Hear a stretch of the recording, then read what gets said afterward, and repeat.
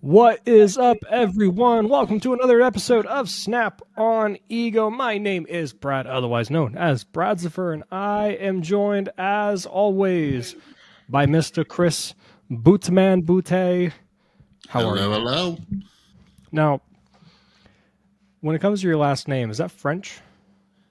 So kinda, it's Creole. So those of in the audience who don't know, I'm half Louisiana black. stuff. Let's go. Yep, I'm half black. So my black side is from Louisiana. There's actually a city in Louisiana named Boutte. Bet you didn't know Look at that. that. So I've never been there, but maybe I'm royalty out there or something. There's probably I mean, like a million, and it's just like nothing. I was born in Bradenton, and my dad used to always tell me it was named Bradenton. It was the city was named after me. When Like did I you was figure out born that there. was a They're like, lie? look at this fucking kid. Was it the same time you figured out Santa Claus wasn't real? Was it like all in one day? Oh, dude, I learned that shit like when I was like 4. Yeah. No, I had a little traumatic experience. I slept in the living room to like see if I can catch Santa Claus, but I just Mhm. caught my mom and her friend bringing in presents. I was like, well, that's a bummer, you know. So Funnily enough, I believed in the Easter Bunny like for a longer period of time than I believed in Santa, you didn't and I question it. find that really funny. Like Easter Bunny was like 6 or 7 is when I that's when I like Oh, up I'm until in that point, tears. Oh, right? how did that work? How are you like I don't this know. guy I don't know how I'm like Santa, guy, and reindeer. That's fucking insane. with But this big ass bunny. giant bunny hooking me up? I think that's because I was raised Lutheran. So I think Oh, because so the it's a Easter little bit Bunny more church had focused. a little bit of ties to Christianity, in some way, I'm like, I mean, if Jesus is real and God is real, the Easter Bunny's not Easter, that fucking yeah, crazy. Jesus made the Easter bunny. That's all one and the same. You know, he was resurrected and then, made a giant bunny. That's what he did. Dude, it took me so long because I was like, where the fuck did the eggs come from? Like that was always my question. Like, what is with the eggs? Bunnies don't lay eggs. Eggs don't have anything to do with fucking Jesus. No, What is no. going on? And like Someone, it took me yeah. forever. And I was like, the closest I've gotten to is like, I guess because Jesus died and rose again, and it represents the new covenant and like the washing of sin and all that good stuff. My theory is that the egg represents new life being reborn again, and it's like the birth of a new era. Right before this, I was telling you like my previous content was like I talked about like conspiracy theories, like debunking them and stuff like that. One of the things I always said is like, why do people make up theories when you can easily find the answer? Like, Brad, you got time, use Google, type in why are there eggs on Easter, right? And there's some This is more probably just fun.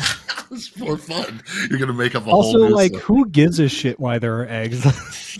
Like, I don't know. I'm a curious person. If I have a question, I'm like, I wonder why, and I just Google it. yeah, I know. And like I'm sure We'll I've let you looked live it in up at your some world. point. It's just I don't remember. And I'd Yeah. like to think that the dawn of a new day is the There's reason. there's probably someone in the Well, comments just it's the just well same actuallying you right now. it's the same thing for Kefri. Kefri, the god of the sun and the new day, in Egypt mythology. The Egyptians observed dung beetles and scarab beetles essentially rolling these balls of shit, or just like mud and rocks. And the way that they imagine Kefri as their god, which is a big ass scarab beetle, he's actually moving and pushing the moon and the sun in the sky, the same way they roll Interesting. those. That's why he's the god of the sun and the new day, because he's literally like the Beatles, moving and rolling it to the side. So if that's how they interpreted it, just from looking at that shit, why can't we interpret the egg as the new day? Because it's 20 fucking 23, Brad. You Okay, can what came imagine what first, you the want. chicken or the egg, Chris? I don't know. I don't know. It's weird. Neither. God Someone came else is yelling in first. the comments about how we're not talking Check about Marvel Snap yourself. yet. So here, let's talk about Marvel Snap. Let's talk about this new thing you're a part of, which some people might not have heard of. CCG Hub. What is Yeah, this? What is this thing that I keep it's a seeing people new spamming all over beautiful. my Twitter timeline? Yeah, it's a new beautiful website. Started by Shiva, my wonderful friend Guest Gaming. He is the head content manager over there now, and they were kind enough to bring me on. I got to sign a fancy contract and stuff, so it's pretty official in that regard. It's a place where it's going to be a lot more article and content based. Snap.fan and Marvel Snap Zone having written for both of those websites now, are both great in what they do. However, the main focus for those websites and what makes CCG different is the fact that it's very much like data mines, schedules, spoilers, like all of these things of like looking to the future of Snap, and that's like the bulk of their content. If you go look at like their pages, I don't know if SnapZone still does, but Snap.fan used to show view count on like all their content and all their articles. And the ones that had by far the most, which is no surprise, are the ones where it's just data mines and stuff like that, right? So CCG wants to tap into that market of just like more interesting content and actual genuine articles and videos about the game itself, more so just than you want to go see the new cards, go to this website.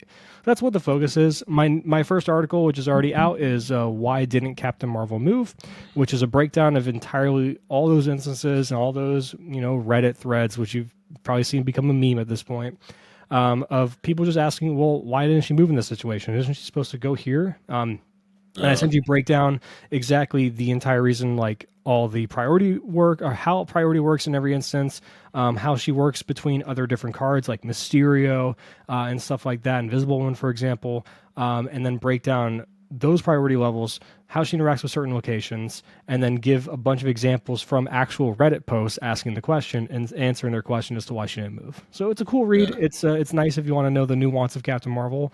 Which is honestly, I was a little bit surprised after digging into it and working with Browd and stuff like that over there to kind of get more answers. It's not as in depth as I thought it was. Once you kind of get the bearings of it, it's pretty straightforward. But stuff like that is what we're working on. Yeah, I think a lot of people learn a little bit more, but they still have questions. I used to be the Captain Marvel answer guy. When my Magentris deck was a thing, everybody constantly being tagged. Hey, why didn't Captain Marvel move? Just constantly. I was like, oh, man, you'll get used to that and all that. But here's a quick question. Do you think they're going to rebuff Captain Marvel? You think we're going to get her back at a 4/5? I don't know. I haven't played her pretty much at all since you dropped her a 4/4. And I don't know if that's a representation of me just not being too interested in the card or if it's a genuine reflection of her power level. I don't know. I'm trying to think of how many games that I have where I could remove my turn 4 play from whatever deck I was playing, replace it with Captain Marvel, and then be able to say that I would have won those games instead.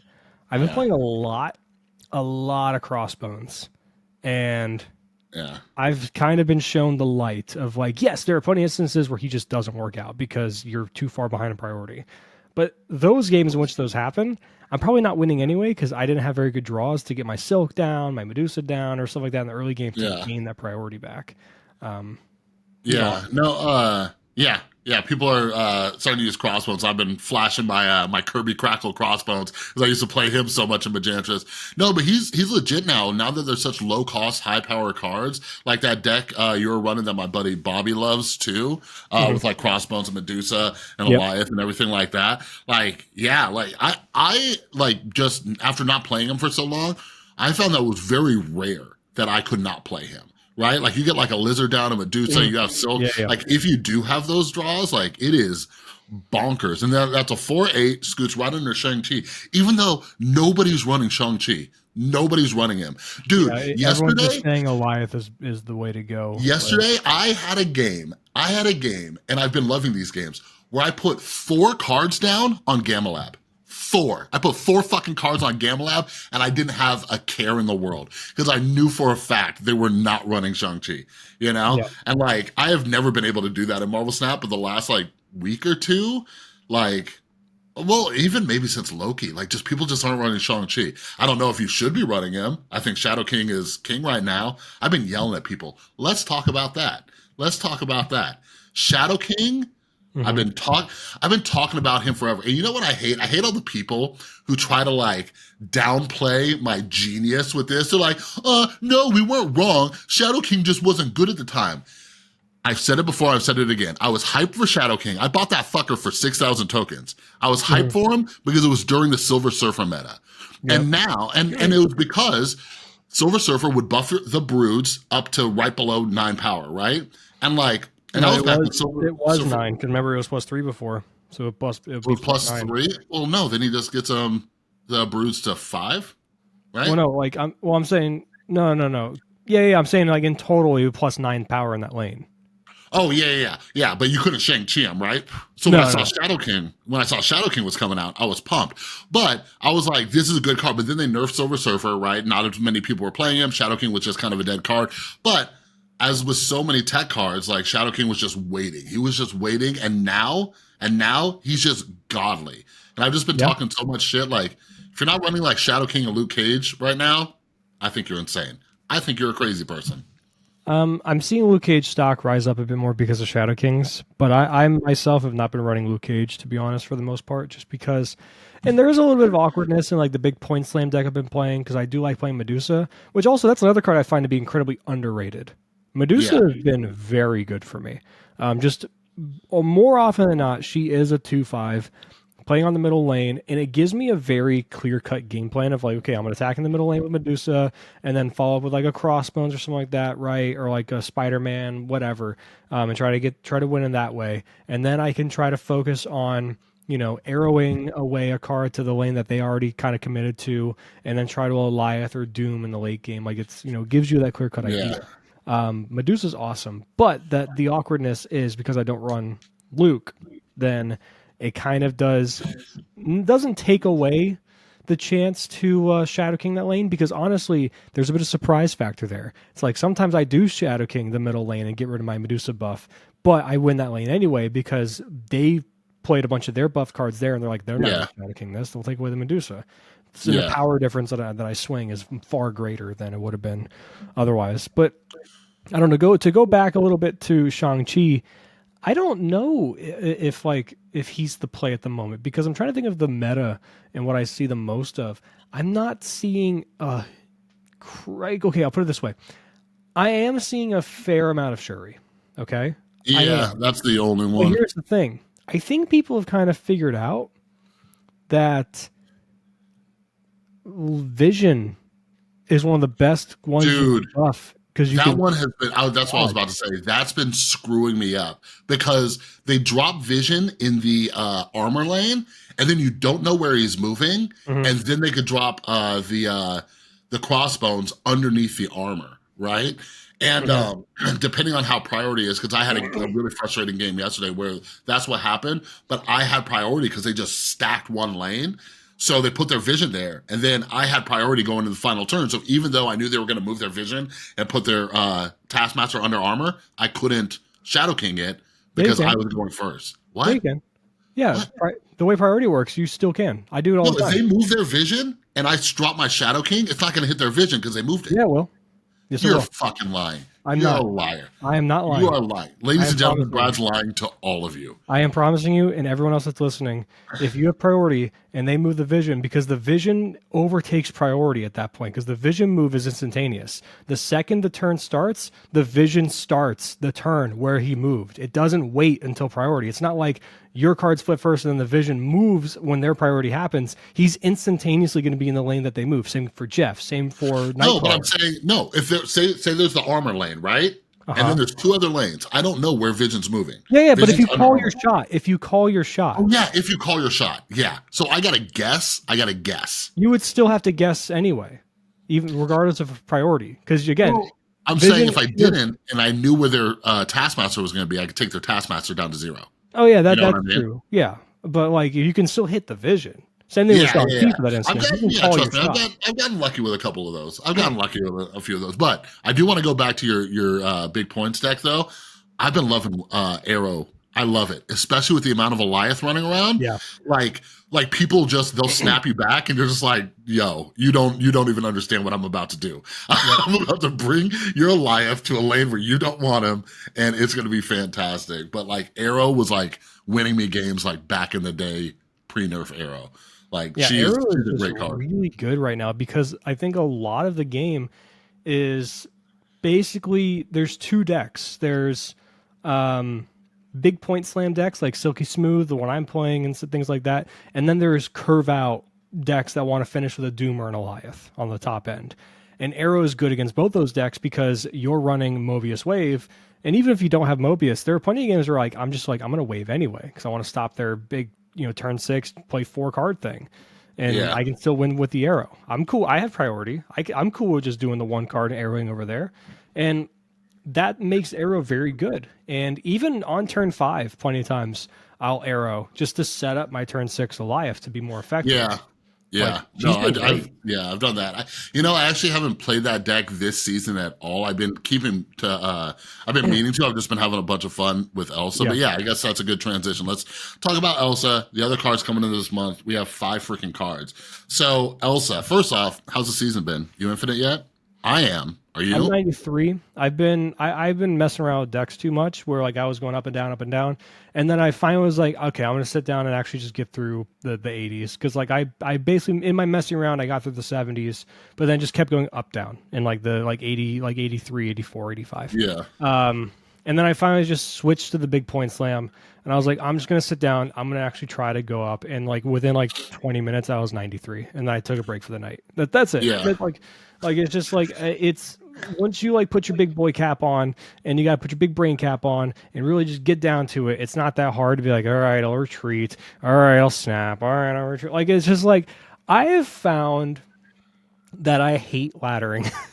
Yeah. More than we do it. Like I'm just, it feels like a chore, because it feels like I am obligated to hit infinite every season, and I know I'm going to, but the journey there is very boring for me.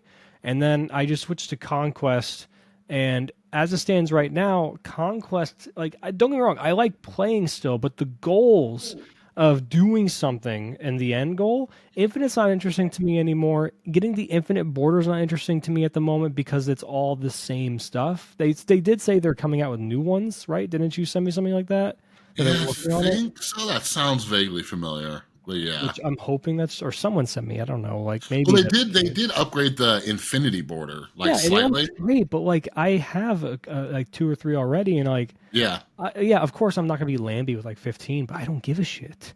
I don't want Yeah. 15 of them. Yeah, no, I think I mentioned this before. The thing that would level that up and make me care slightly more is if they put like a number on the avatar too to show you how many the person has, Yeah. right? Because right now, as it stands, I can have 1 or I can have 100. You have no idea, Yep. right? And like that's the thing. Like the psychology is like this kind of social signaling, right? When you get the card back, like I don't know if people remember if you were around, but last like winter, like we were screaming because when you used to hit infinity or infinite in on ladder, you'd get like a title for like 2 of the Yeah. seasons, and people were livid, right? Because we want that signal, like, hey, look at my card back, look at my infinity border. But the infinity border, like, I have 2. I have 1 on my Spider-Man, 1 on my Miles, and I'm good. I'm good. But yeah, I'm in kind of the same boat. You know, I just like I'm going through the motions. Like after I hit infinite, I'm just kind of like, you know, I get my stuff from the conquest shop.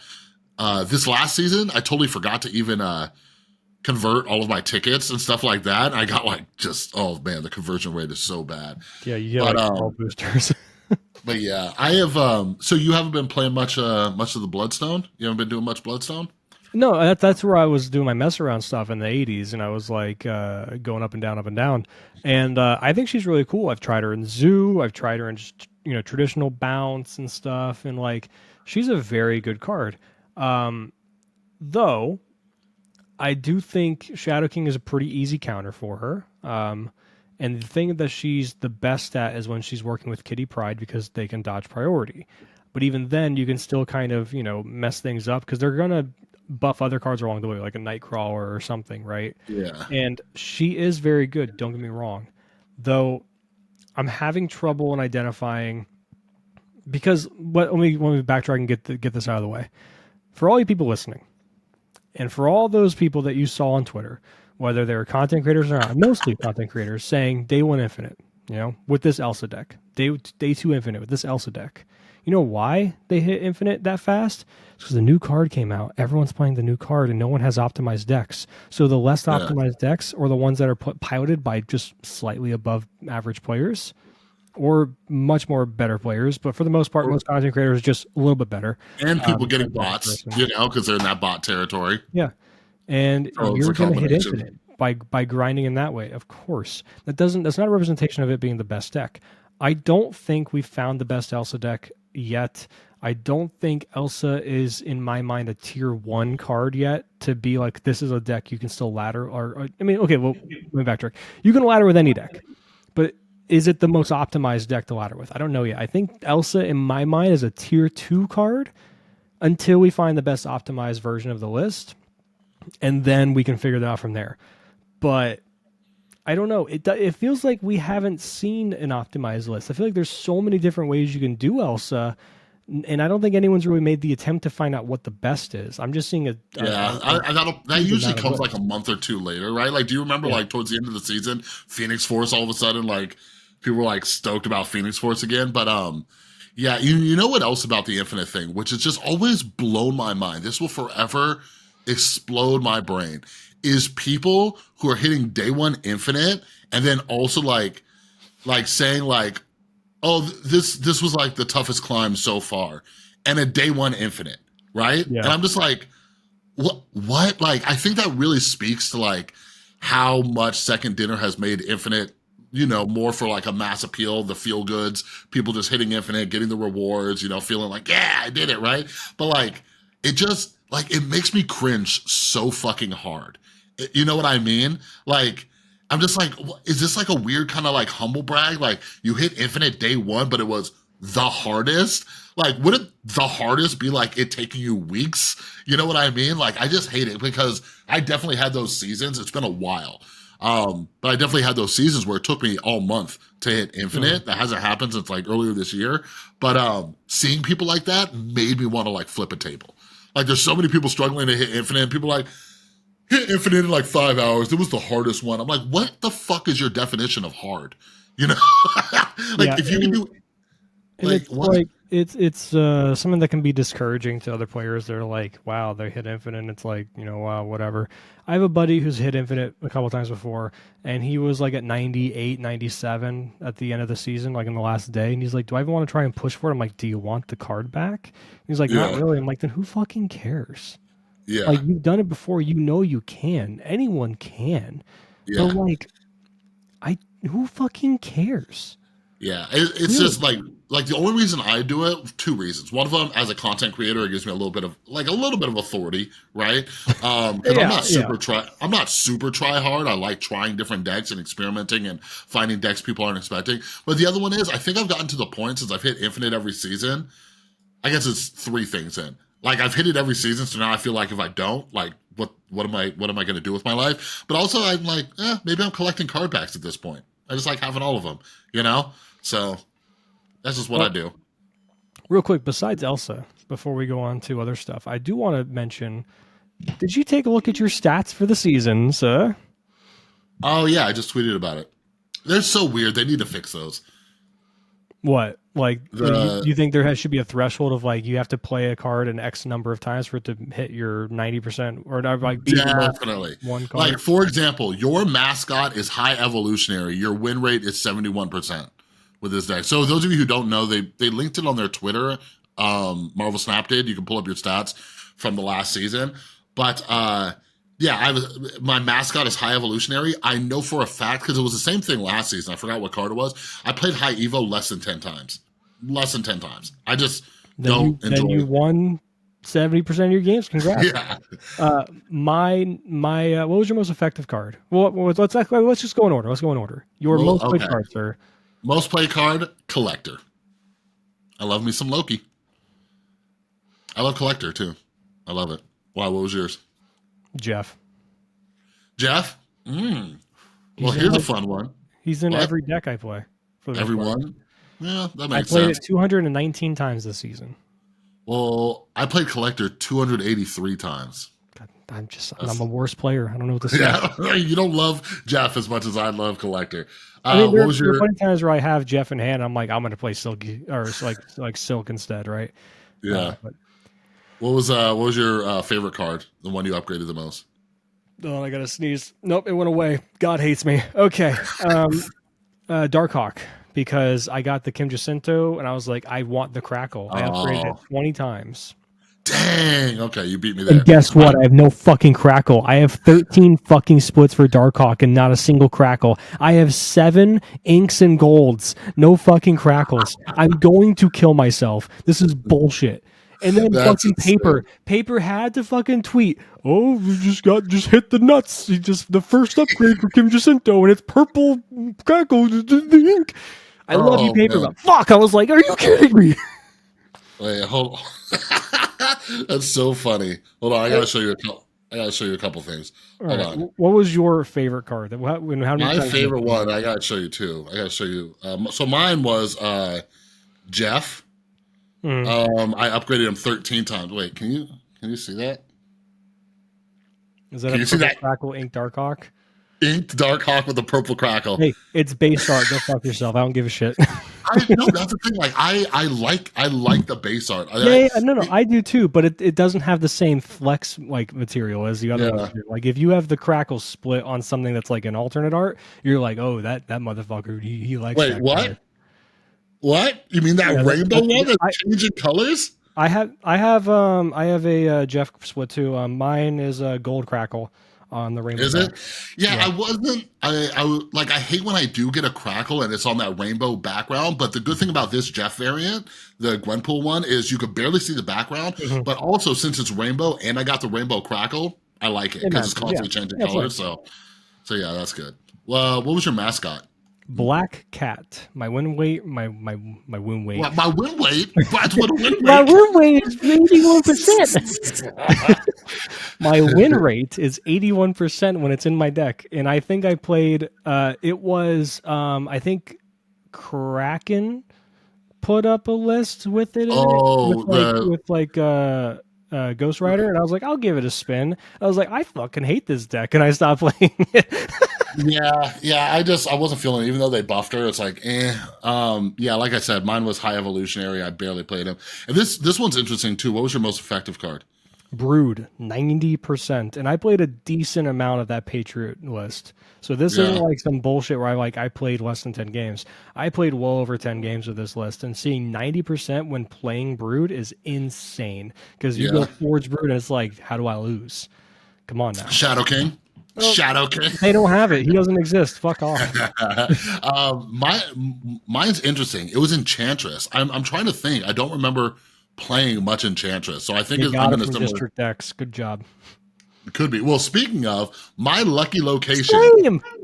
My lucky location is District X. Was yours? 75% of my wins from. I had 78%. And here's what I think too. Since I was playing so much Collector, I was playing a ton of Quinjet. So District Deck pops up, I snap them. I'm like, let's go. Was your last one the same as mine? Was it Limbo? Yes, it was Limbo.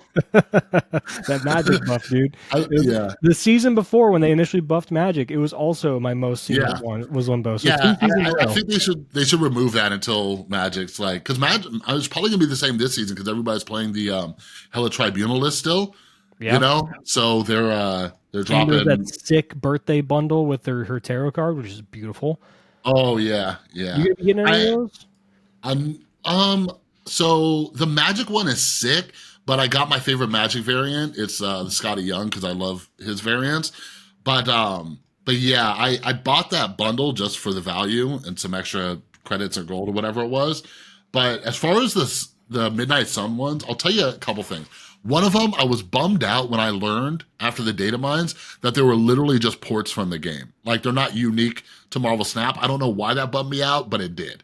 I'm like, it seemed like there should be a little bit more effort. But there are some that I like. My issue is that I've, like we were talking about with Tech God and Sino, like I've been spending more on variants, right? So now I'm in this weird place of like, I bought this variant, and now if I get any of these other ones or there's new ones to come out to replace them, I don't know. Like basically there's Midnight Suns variants comes out for cards I already have like good variants and good splits on. And I think that's a weird place to be in Marvel Snap because that's going to happen as time goes on. You know what I mean? Yeah. I mean, most of them are like, going to be ports of art for the most part. It's what most variants are, right? So, yeah, I don't know why it bugged me, but it was like finding out the Easter Bunny isn't real. You know what I'm stoked for is in the data mines, they have a bunch of, for the Hellfire season, they have a bunch of Hellfire Gala I'm not a fan of variants. most of them. Gonna be honest. Really? Yeah, really. I like They them. don't do it for me. The fancy outfits and stuff like that. Like, you know which one I like the most, and it's not even close. There's no competition. It's that Moon Knight. That Moon Knight is fucking amazing. Where is it? I need to find it. If you're on Snapzone, it's like on the left hand side, a few rows down. Few rows down, left-hand side. Yeah, I love that left. these comic book variants are coming out. Those are my favorite I've seen in a while, and it makes me sad that we're not getting the Todd McFarlane Spider-Man one because we already have that art in the game for his. Yeah. So I don't know which one. I asked Teddy this on Can't Stop Snapping a few days ago for this week's episode. I'm gonna ask you the same thing. I'm gonna double dip into this content because it's fucking cool. If you could have any card represent, represented by a comic art for a variant for it, what would it be? Oh man, I'll say this. I only recently got into comics. I've been reading a lot. Right now I'm reading the Superior Spider-Man run from Dan that's such a Slott and good run. stuff. But I read the Null event, right? And like with these comic book events, there's like a bunch of different comics from different artists and stuff. So to answer your question, I'm not sure. I'm not as familiar with the artists, and I'd have to go back and check. But what's interesting to me about comic book art is just the range and quality, right? Yeah. Like there's some comic books where like it's really just, it's almost like a sketchbook, right? And then like there's some where it's just every page is just so detailed.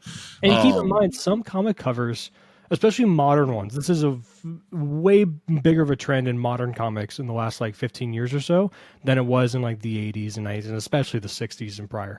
A lot of comic covers are done by a different artist than the person who illustrates the comic inside. A great example is Artgerm does a very good amount of comic book covers for both DC and Marvel. That's where we see a lot of these variants come from of Artgerms. Yeah. They're actually covers.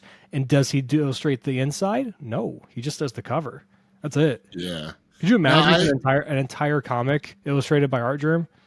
And that's no, yeah, that would probably take him forever because it makes sense. Like those covers, they take a lot more effort. Because like you open up a comic and some of them are just like, I'll tell you this. What was a big letdown? I read a few issues of Spider-Gwen, Ghost Spider, and stuff during the Null event, and that art in there, like I was like, ugh, like it almost looks like a bad version of the way they did Spider-Punk into the Spider-Verse. Like it's very just like straight lines, not much curvature and stuff like that. Like, but anyways, yeah, to answer your question, I'm not sure, but I think I would like more art like this. But the Hellfire Gala ones, I might replace some of my variants. What I like that they look like they're showing up to just do business, right? Like, hey, I'm here to do something. I mean, I think the stylization is cool. They just don't tickle me at all. That's just like the only one that really does is that Moon Knight. But I just saw that one where it's like all white. Yeah, that's interesting. Sick? Yeah, it's an interesting one. I just don't play enough Moon Knight. I wonder if no one does. If any of our listeners, please, if you in this recap, if your most played card was Moon Knight, I will send you 700 gold. If you can send me proof on Twitter. If you genuinely had most played card Moon Knight and it's like 200 plus times played and that's your most played, I'll give you gold. Yeah, I'll do that too. You know what? Since I'm so sure, I'll throw in another 700 so look at that, 1,400 gold for you right there from these two fuckers. Please prove it.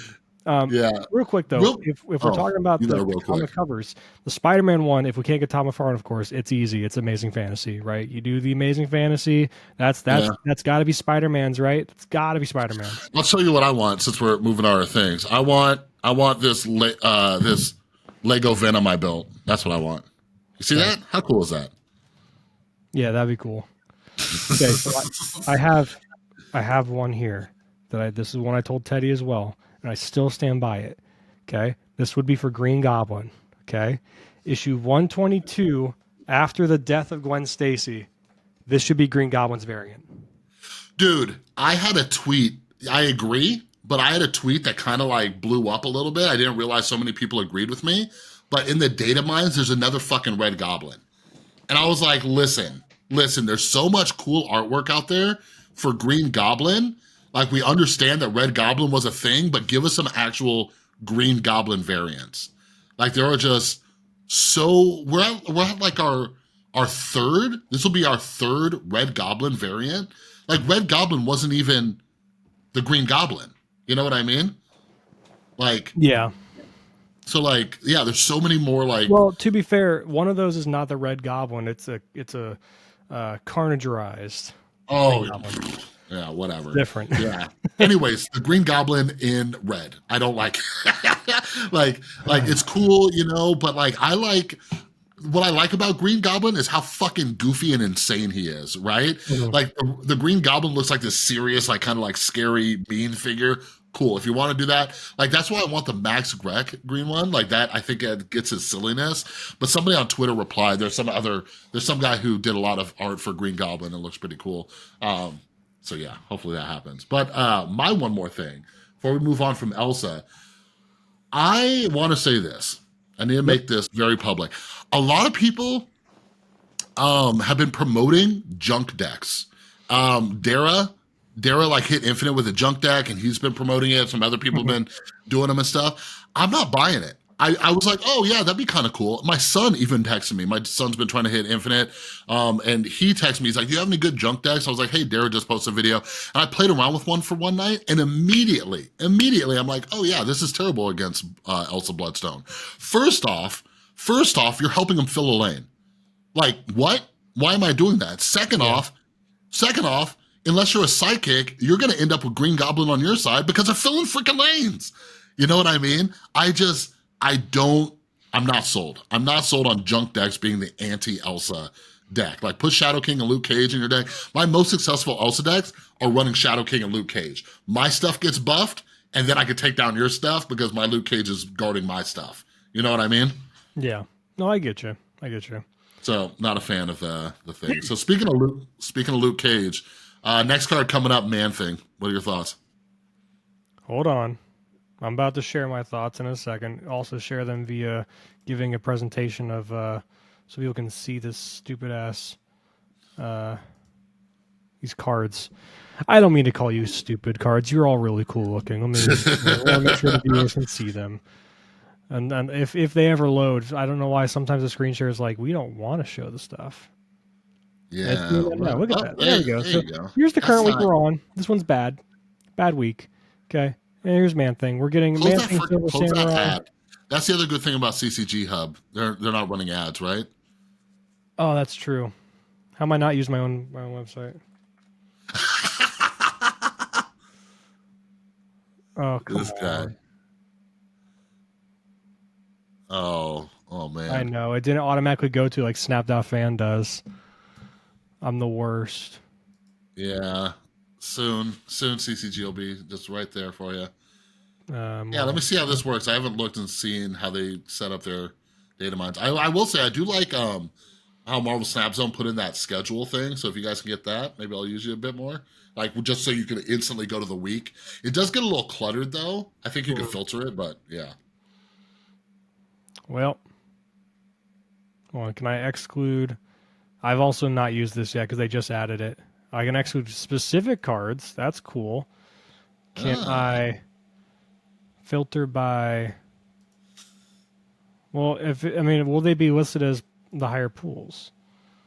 Is the question. I'm just going to scroll. Oh my god. Interesting. Do they post any data mine stuff at all, or no? I don't think so yet. I think the focus is mostly just, again, like the content in general. But, you know, it is what it is. I'm probably just going to have to use... Snap Zone. I love you. So while you do that, Man Thing is coming out. It's going to be an ongoing. And 1, 2, and 3 cost cards here have -2 power. Yep. So, thoughts? I like it. I mean, it works in the junk decks that you don't care for it that much, and I think it's cool. It's going to get better once Annihilus comes out, which we'll talk about in a little bit after we get through this month. That's the next month's card. Though I also think Annihilus is weird. I guess we'll get to that later. For Man Thing, I like the card. It's probably the weakest of the month, I would say, as far as its average. I would argue that the worst of the bunch is actually the Black Knight. I think that one's bad. I think it's a bad card.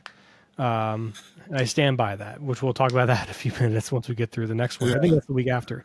But Man Thing's cool. I mean, yeah, Luke Cage is a thing, sure, but if they're not running Luke Cage, then it's fine. But you can say the same thing about anything that afflicts anything. Oh, if they run Luke Cage. Yeah, if they have a card that directly counters your deck, then yeah, sure. Yeah, I think it's just unfortunate timing for Man Thing. Right now, Luke Cage's stock is continued to rise, right? So by the time this card comes out, I just think Luke Cage will be everywhere. I think in like a month, when things like die down and the meta shifts a little bit, like you're gonna be able to like run like Man Thing. But let me tell you a quick story too about what happened on Twitter. The other day, so maybe like 3 days ago, and I need everybody to realize how fast things change in Marvel Snap, right? Like every single week, there's a brand new best deck. Oh my God. I think people forget how fast, like it's not a month that goes by, it's like weeks or days. So the other day, I'm like, man, not enough people are running Luke Cage. You need to be running Luke Cage, right? I say that. Then the next, like, it was either the next day or 2 days after, but I was like, hey, I see, a little bit more people are arguing to run Luke Cage. Cool, but yo, run Shadow King because there's still not a lot of people running Luke Cage. And some fucking guy comes in my replies and he's like, first you said nobody's running Luke Cage. Now you said everybody's running Luke Cage. Do better, Boot Man. I'm like, can you fucking comprehend anything? No. Right? Like, first off, I said, still not a lot of people are running Luke Cage, right? But also, like I said, things move very fast, right? One day, nobody's running anything, and then the next day, a couple big Marvel Snap creators say to run this thing, and then people do. You know what I mean? So, like, yeah, things can change in 24 hours. Like, realize that, and you gotta adapt to it. But, yeah, Man Thing, I don't know. And also, since, we haven't talked about this, but Zabu's stock has plummeted. There's like no Zabus because of Mobius, and Man Thing is a 4/5. And I think that's also going to be the issue with this next card that we talk about, Black Knight. So you got Black Knight pulled up? Hold on, I literally installed ad blockers so I can get rid of these off the screen. So let me... You got to do what you got to do. But yeah, so as you do that. By the way, again, you're getting Black Silver Knight. Samurai and Lady Deathstrike in this one too, and a really cool Cthulhu style Man Thing variant that I think looks really sick. Yeah, dude, I kind of want that. I kind of want that variant. I might open caches because I also wouldn't mind that. Is that a Ryan Gonzalez? It is, yeah. Silver Samurai. I think I want that. I might open caches. I got like 20 saved up. I think I will. He's 6,000, like right? He's a Series 5 too. or is he Series 4?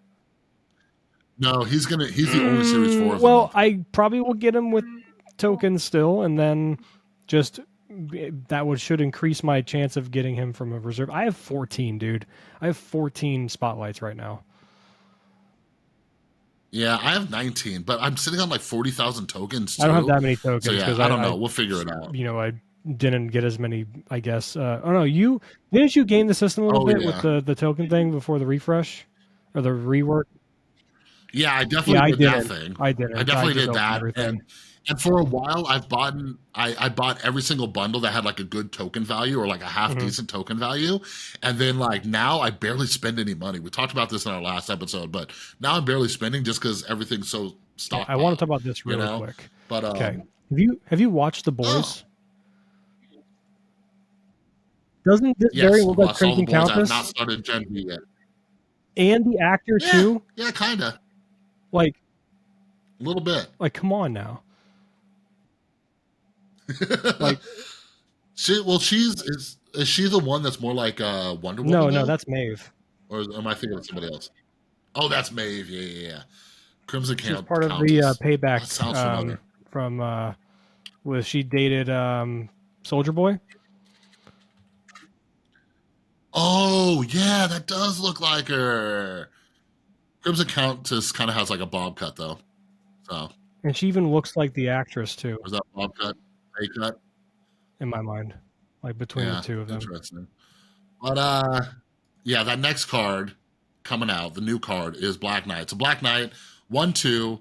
After you discard a card, add the Ebony Blade to your hand with that card's power.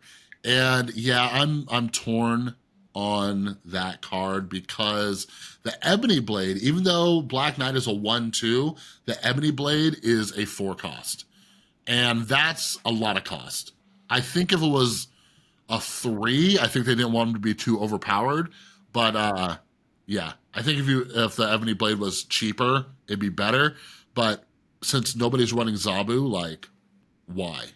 Like, why? I don't know. Here's the thing. Like, the ceiling for this card is really cool, right? You can, if you get the nuts and you can go turn 1 Black Knight, turn 2 whatever. Like you probably play Morbius, right? Because you don't want to discard anything yet. Turn 3, Lady Sif, discard Infinite. Turn 4, you have a 20 powered play, right? That is the ceiling, which is insane, and you need a specific sequence to work out for you, okay? The floor, though, is really bad in my mind. You're gonna have, like, sometimes you like, what are you gonna do? You're gonna not Lady Sif, or not, I'm sorry, not Lady Sif, Collie Wing on 2 and get your swarms going because you have no other play. If you don't have Morbius in hand, you're gonna skip turn 2 and not play it, and then you have a 4/3, right? And if you are skipping turn 2 to make your sword better for Black Knight, then you're probably losing that game because you've thrown off your entire curve to just make a bad play into a better play that would lose you the game anyway. And what are you gonna? And then what? So are you gonna run Black Cat to just make sure that you at the least get a 4/9 on average? But even then, you have to have her in hand. Like, it's just there's a lot going against this card. I think it's really cool if you get the nuts, and that's going to be awesome. You're going to win games from that. On average, I do think this makes discard a worse deck if you play this card. Yeah, it'll be tough. I was just about to ask, like, oh, can you do multiple Ebony Blades? But it does say in parentheses once per game. And I was like, man, what if you just did a MODOK and just made it rain Ebony Blades all over the place with all sorts of different power and stuff? But yeah, I'll fool around with it. I've been enjoying experimenting with different discards, especially just since the blade change. But yeah, I just think 4 costs is too much. Like you said, like, the floor on this thing is going to be terrible. Like, no matter what they do to discard, it still has that randomness, right? Like, even with Blade, I've played a lot of Blade in different discard decks. There's a lot of times when you just don't have the right card where you need it to be, right? Like, sometimes I'll like just have Apocalypse sitting there on the right, and then just due to the curve or whatever, or not having Blade, like, then a Swarm pops up, and I'm just like, God damn it, you know? So it's a cool card. Don't get me wrong. We'll see. It's just you're shooting for the fences, right? You're really going for that home run play with him. And yes, you can win games doing that. This reminds you of old Hela. Before Hela had MODOK, before Hela had, a lot more control over what you do. This gives me that vibe of very RNG dependent, or you're throwing games because you're trying to force a card that's not going to work. If you use this as a complementary card and accept that some games you'll get the nuts and some games he's just a 1/2 with a bad 4-powered addition to him, that's just an extra discard for MODOK to give Morbius more stats, then I think maybe you're in better sights. But if you throw your curve off to purposely try to make this guy better, you're playing him wrong and you're going to lose games because of that. I think that's what most people are going to do. And you're playing yourself. You know what's interesting too is this is in the same spotlight week as Silver Samurai coming back. You would never want to run these 2 cards together, right? Because Silver Samurai, like, you wanted to get rid of, like, your Darkhawk or Iron Man or something like that, And, like, so you just would not want to. I wonder if there's some shenanigans you could do. Well, okay, listen to this. Black Knight, Silver Samurai, Hobgoblin, and Viper. Like, that's a combo, right? But it'd be hard to pull off. You Black Knight, you get rid of your Hobgoblin, then on turn 6, you drop your -8 little sword and you flip it over to the other side. Horrible. That's a lot. That's a lot. That's just a 6 power or a 6 cost Hobgoblin for extra steps. You've done more work to get a worse card. Sure, we're not ever letting you cook again. Get out of the kitchen. You're done. It's Pop-Tarts for you for the next week. Go to the cabinet. I'm gonna do it. I'm gonna show you how powerful that is. Please do. No, I don't think the card's good. But at least if you're missing Splasher or MODOK, this is a good week, right? For open. Yeah, there you go. moving on to Nico. Possibly, So Nico, she, possibly the worst card of the bunch, but the most fun. I don't know. Everybody was I so am. excited about her, and I think they're more excited for the Yeah, novelty, I'm like the super novelty of excited it. for her. Like, She's super cool. Because you get a spell every turn. It's like a build your own gems or like stone for Thanos, right? Or Infinity Stone, and it's like that's really cool. But I think the randomness is where she's gonna kind of be bad, and I fully acknowledge and accept that. Am I gonna spend spotlights on her? Absolutely, yes. Am I going to take yeah, my rank to try and get her to work? Yes, absolutely. Is she going to be a good card? She might just be average at best in my mind, and that's okay. We don't need every card to be amazing. The what this yeah, shows to me is just really cool design space, and that's what makes me excited. yeah, Here's all yeah. the They spells, by the way. Glenn's been asking her a lot of questions, and she sounds like she has really cool just like interactions and stuff. Like if you bounce her back, she'll keep cycling. Like it's not stuck on that spell. If you duplicate her, the duplicates they'll cycle on like different. So you're not gonna have two of the same spell. Like it's just Yeah, completely randomized. So I think that's interesting. But like looking at the spells, like I'm just like there's so much going on. You know what this reminds me of? I don't know if there was any Dota 2 players, but there was one like summer where I spent mastering this one hero, Invoker, and he just has all these spells, and you had to like memorize them and like the different like key combinations and stuff. It had a very high skill ceiling, and like I wonder if Nico's gonna be kind of like that. Like you're gonna have to just like maybe some really good players will like master her, but like yeah, these spells are all over the place. So let me just read these real quick for you guys. There's 7 different spells. On reveal, after you play your next card, it becomes a demon. On reveal, after you play your next card, destroy it and draw 2 cards. That could be decent. That could be a decent spell. After you play your next card, move it 1 location to the right. After you play your next card, give it +2 power. After you play your next card, replace that card's location. After you play your next card, add a copy of it to your hand. After you play your next card, double this card's power. So yeah, they're just like you got some move, you got some like creating stuff, you got some draw, and it's just like it feels like any deck that you built with Nico would have to be kind of built around like 1 or 2 of these spells, but not really all of them. Maybe somebody will come up with something wacky. This might be just one of those cards where it takes forever for people to figure out the way to best utilize her. yeah. I think because it like I believe she shows you like in hand what spell she has, right? Like what spell she's on currently Yeah, for that turn. And I think it's just kind of looking at her and just being like, again, similar to the Black Knight, if she ends up just being a bad card in that hand for that turn, that's fine. You're not going to use her. If you accept that she's the absolute catch-all, utility card in your deck, and you're going to be fine with playing her maybe less than 50% of your games, then that's fine. If she shows to yeah, actually be worthwhile in the sense of like the few times that you do play her per game, where her spell that she casts ends up being something that can help hedge you that advantage to win the game, then that makes her a good enough card. Will she be like there is no build around with this card. I don't think the idea of like yes, if you can find synergies to make work with some move stuff and things like that, sure, I guess if you want to try that, but I think that's the wrong way to look at it. I think you need to look at her as just like, look, sometimes her spell is going to be amazing for you and you're going to maybe win the game because of it. Other times she's not going to be played. And I think that's okay. yeah. I wish her spells were more disruptive. There's not a single spell in here that messes with your opponent, right?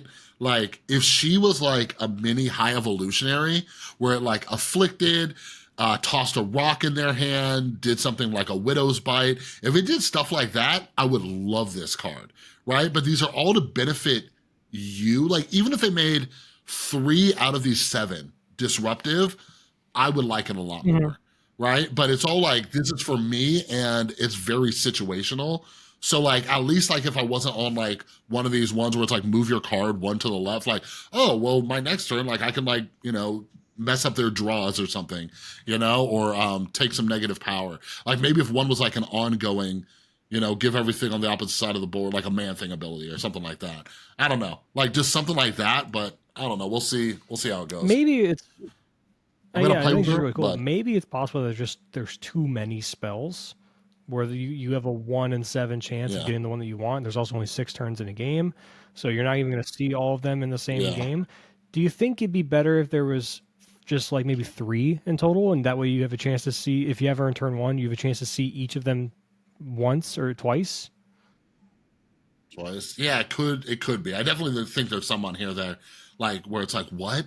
Like what do I use that for? Like after you play your next card, no, that not that one. Where's the one where it's like move one location to the right? Sanctum, Cool. Like flooded. maybe like I have a one in yeah, I have a 1 in 7 chance of like um enabling Spider-Man 2099 Yeah. again, something like that. I think it's a cool So one. I think maybe yeah, the demon is the one where I'm seeing as like on average being the more suspect one, because when you play your next card, like it might, if you're getting it later, then you're just getting maybe something worse, like lower power. So like that's the one I feel like is really good yeah, early if you luck into that one, of like playing like a 2-drop that just is now a 2/6 with a cool effect, then cool. But otherwise, it feels really bad late game. We'll see. I don't think the cards will be great. I yeah. just think it's gonna be fun. I'm really excited to see people brew with it because I think there might be something I'm missing with it, but I don't know. But then lastly, Nico might be good in combination because all 7 of her abilities are on reveal, and it might go well with the next card, which is Werewolf by Yeah, Night. every time. Werewolf by Night is a 3/3. After you play an on reveal card at another location, move there and gain +2 power. So Werewolf by Night can become a big boy. He can become a big boy, but my Shadow King is gonna mess with him too. Ooh, the classic, So yeah, with Nico, he's gonna classic bounce all over werewolf the place. look. It's really cool for this variant. I like that. Also, this is one of the first ones we get the comic cover for. Yeah, I love it. Beautiful. Yeah, this card's cracked. I think this card's gonna be the best one of the bunch, and it's not even particularly close. I think he's gonna be better than Elsa. Yeah, what are you planning on playing it with? Nothing. Who gives a shit? Just play him a deck that has enough Yeah, on reveals. People need to stop focusing on too like overly synergistic things with something that has a broad enough effect like this. This is just literally yeah. on reveal. I believe something like 70+%, almost 80%, maybe even over 80% of the cards in Snap are on reveals. Like it's in a crazy high number, right? So he works with just pretty much almost all the cards. You know what's cool? You know what I just thought about is playing him with Shadow King. You wouldn't necessarily need your own Luke Because he Cage, doesn't get hit, right? right? He just jumps to the Because location. if yeah, so talk about your Mhm. big points deck, right? Like, and you talked about Shadow Kinging your own Medusa. You hit your Medusa, but then Yep. you jump over, and you're getting that exact same power back. Plus, you have Medusa's base 2 power, so yeah, like you could just do some silly stuff like that. Yeah, he So that's might kind of make the cool. cut there. Trying to think of what else, like what I cut from the deck overall. I don't know if he were like. I don't think he replaces Spider-Man, because Spider-Man's another on reveal kind of thing in that 3 slot. Uh, Medusa Yeah, herself is probably Lizard. He probably replaces Lizard, right? Gives me another option at 3. I do like having a lot of 2s available to go wave into a 2-drop, but I think having Medusa, Silk, um, in there, and Jeff, I think is probably enough. I have 4 right now because I really want that turn 5 play. Oh, and Mobius. So yeah, I think I'm running 5 2-drops. Yeah, Lizard's probably the cut, and he's cool. yeah. I wonder if people are gonna slot him in with Surfer. You can. It's just You like know? you know, here's the problem I'm foreseeing. What card is running? Well, it's not a super big problem because you can still get him to move again, but it does make some awkward situations. You have to be a bit more proactive and plan out your turns accordingly. You play him on 3, then let's say on 4 you play Brood. He jumps into the Brood lane. Now it's locked off. You got to play. You basically if you play like Sarah on 5, then he doesn't move. So on turn 6, you're guaranteeing that you're going to have a brood lane with only 3 and not a full one because you're going to surface somewhere else. He's going to jump away. So that I can see some weird awkwardness there. Now, of course, you can go brood on 3, him on 4, Sarah, and then something like that, and you flip that around. But then you're losing activations on him overall. That's one less. So it's weird. Well, yeah. Imagine this turn 6 though with Sarah on 5, Maximus and Silver Surfer. Him, right? Maximus, like, and then Surfer. So he jumps twice initially. Yeah. Like that's kind of crazy, you know? So yeah, that might be interesting. I've always found Silver Surfer boring just because there's always been like these standard cards that you put in there, but like recently, like towards the end of last season, I really got into this like Loki Surfer list, which had like Dakin and Collector in it, so it kind of went a few different directions.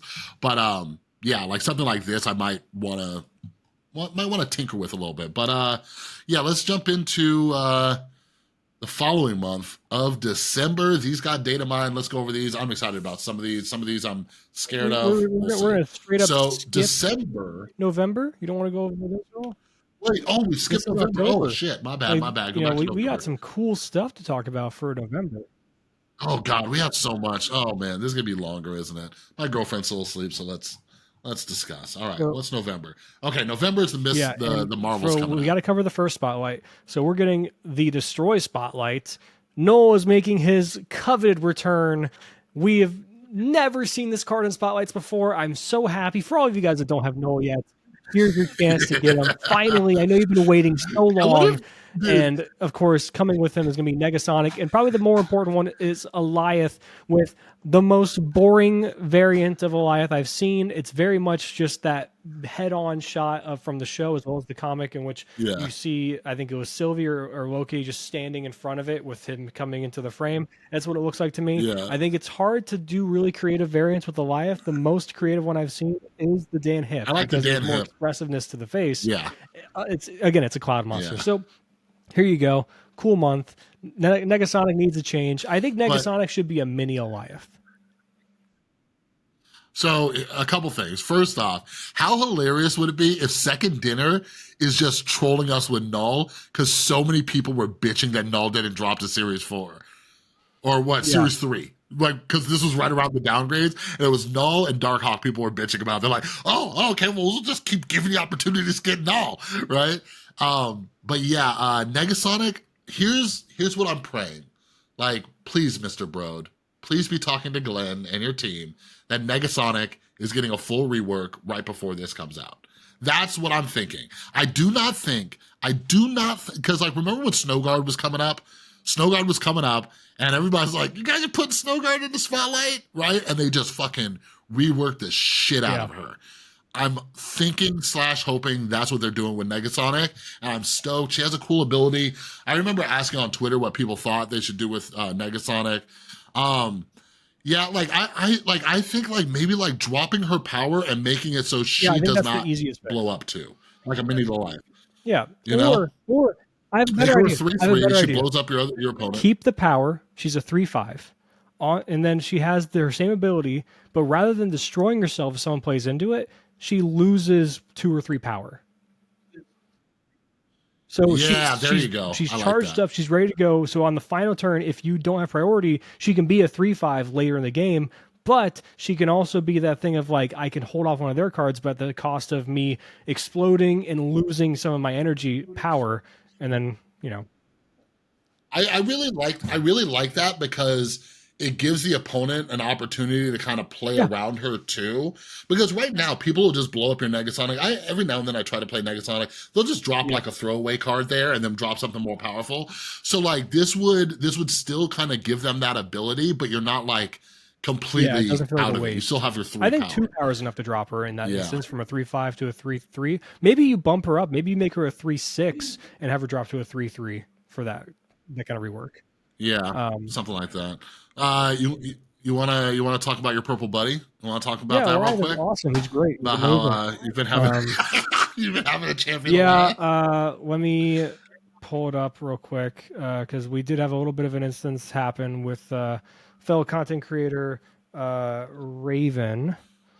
in regards to Yeah. While you, a tweet that they made. yeah. I believe I successfully ratioed them, by the way, in the quote tweet. I think my reply did too. So you guys are in the right place with And the right content creators. let's But be sure to say that I don't think I don't have a problem. I don't have a problem anybody's a bad with Raven person. in any way, shape, or form. No beef. When I quote tweet stuff or say stuff, I'm very just straightforward and kind of blunt about things. That's how I tweet. So, it is what it is. Some people think I'm angry. Dude, like since getting sober, almost dying, I don't have time to be angry at anybody for more than a minute. But I wanted to preface what I'm about to say. I do think it was shitty to kind of mischaracterize what you were saying. That's that, and Yeah. we'll get So into that. here's Raven's But tweet. He says, "Okay, I think Alioth needs to go." That's it. Very straightforward. And we see some funny replies. Like we got Super Tech God coming in. Go to the Hall of Fame of Snap cards or to the store. If he likes Elias, Snap Judgments comes in. Vacations are great. Yeah, let's throw that a like. And yeah, stuff like that. Okay. And then we go back. I quote tweeted saying, if you lose to a single card being played in a specific lane on turn 6, maybe the choices you made in the early turns ended up being the wrong ones to be put into that position. I want to preface this by saying, when I say you, anytime I'm tweeting, every time I'm tweeting, I'm never targeting towards a specific person. I'm speaking broadly. I understand that might not be read that way. yeah. A couple people said as such in the replies, thinking that I was calling his skills into question. Also, by the way, real quick, it's Yeah. this right here. Let people complain about cards without calling their skills and sets into question. I want to touch on this really quick, okay? You can say it didn't read that way. That's fine. I'm okay with that. Language is meant to be interpreted in different ways, and a lot of times when it's broad enough and represented as such. Okay, let's get past that. Secondly, even if I was specifically saying you, Raven, none of what I said is calling his skills into question, and you can absolutely get the fuck out of here with that. It kind of pissed me off now I think about it. I said, if you lose to this card in this situation, in this exact context, maybe the choices you made in the early turns end up being the wrong ones. That's not saying you're bad at the game. How many times have you misplayed in this game, Chris? How many times have you misplayed? I've misplayed so many fucking times. I actually And you know don't. what? How many times has Raven misplayed? A lot. How many times has Lambie misplayed? A lot. You know why? Because you learn from shit. Yeah. You pilot a deck and you learn, oh, that sequence is not how I want to do in that Yeah, situation. or That's you're not what just I not want to do. thinking, or you're not thinking. You play out of order. You know what Easy. I mean? Like, yeah. As somebody who's Come played a lot of on. bounce, Get out of here with that. I'm not yeah. calling anyone's skill into question. I'm saying you maybe made the wrong choice, and that's okay. Doesn't mean you're fucking bad at the game. Yeah. Get the That's fuck where over yourself. that's where I came in and swooped in too, because the issue is just, so here's the thing about life. A lot of people just aren't thinking about it, right? Galactus was way more choreographed. And by the way, I think that Alioth and Galactus are two completely different beasts, right? Even though they were played together. But like, if you're not, You're right. That is me. I did, but If let's you're- also okay. Look, yeah, same guy who said Mobius doesn't counter wave. Yeah, I said that before he fucking came out, and I was like, I'd be shocked if he did. And then after that, I ate my Yeah. shit, and I said, yeah, I was wrong. Okay, cool. And now I'm the one. And guess what? Yeah. Sometimes we predict Now I'm the these wrong. asshole that plays Wave and Mobius in every fucking game. So if you don't like it, get the fuck out of here. That's your problem. And we were just talking about that. With that deck, you can arrow Alioth. But what I'm getting at is, no, we're just saying, like, maybe you weren't thinking about Alioth, and like, hey, whatever. Everything has bad matchups, and like, sometimes you just got to retreat. If you're like, oh, they're going to play Alioth, I just got to retreat. It was the same thing against Galactus. If you saw they were choreographing Galactus, you just retreat. Every deck has bad matchups. We all make misplays. If you see the card coming, just fucking go. You know what I mean? The thing is, people are tossing Alioth into more decks. So it's like, but if that's part of the meta, maintain priority, do things to disrupt. You know what I mean?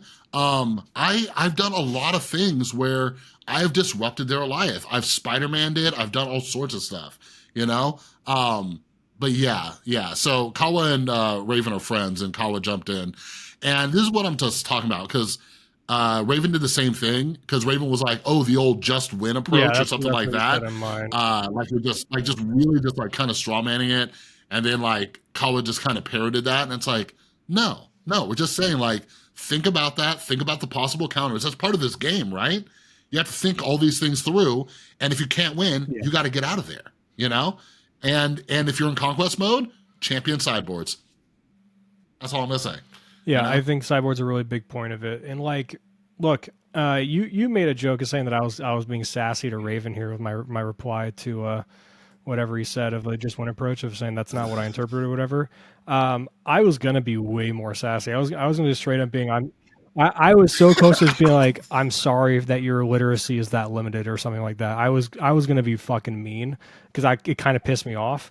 Again, I want to preface this by saying I hold no ill will against Raven. I have no problem with Raven. I have no problem with Kawa. I like Kawa. We follow each other. I don't follow Raven because I'm not really particularly interested in their content, but that's fine. Not everything's for me. But like Kawa, Yeah, I just think the we follow each Elias other. Look stuff at is that. overblown. All good in the hood. I get it. Stick up for your friends. Whatever. I don't give a shit.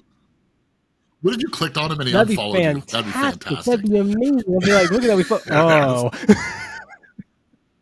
Yeah, no ill will. Wait, fuck Come this guy. on. But I see Elias, like people compare Elias to Galactus. They're two completely different. It's two completely the different things. comparison to leader Galactus, that's getting me going. Like it's like OG leader. No, it's not. Leader can be played in any lane and not give a shit. Alioth has to have purpose in that lane. Fuck off. Yeah. Like leader was impossible to play around unless you had sometimes, things right? like He was Wasp just where you can go, okay, I order my thing here.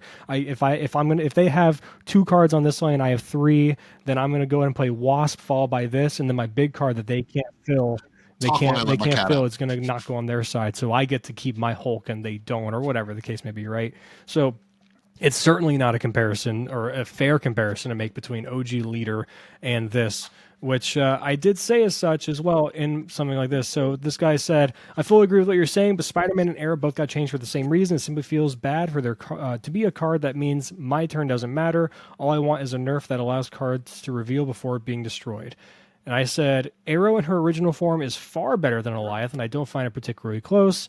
Same goes for OG Leader. Spider-Man's change was more so due to a frustrating effect tied with a popular character rather than a pure power level.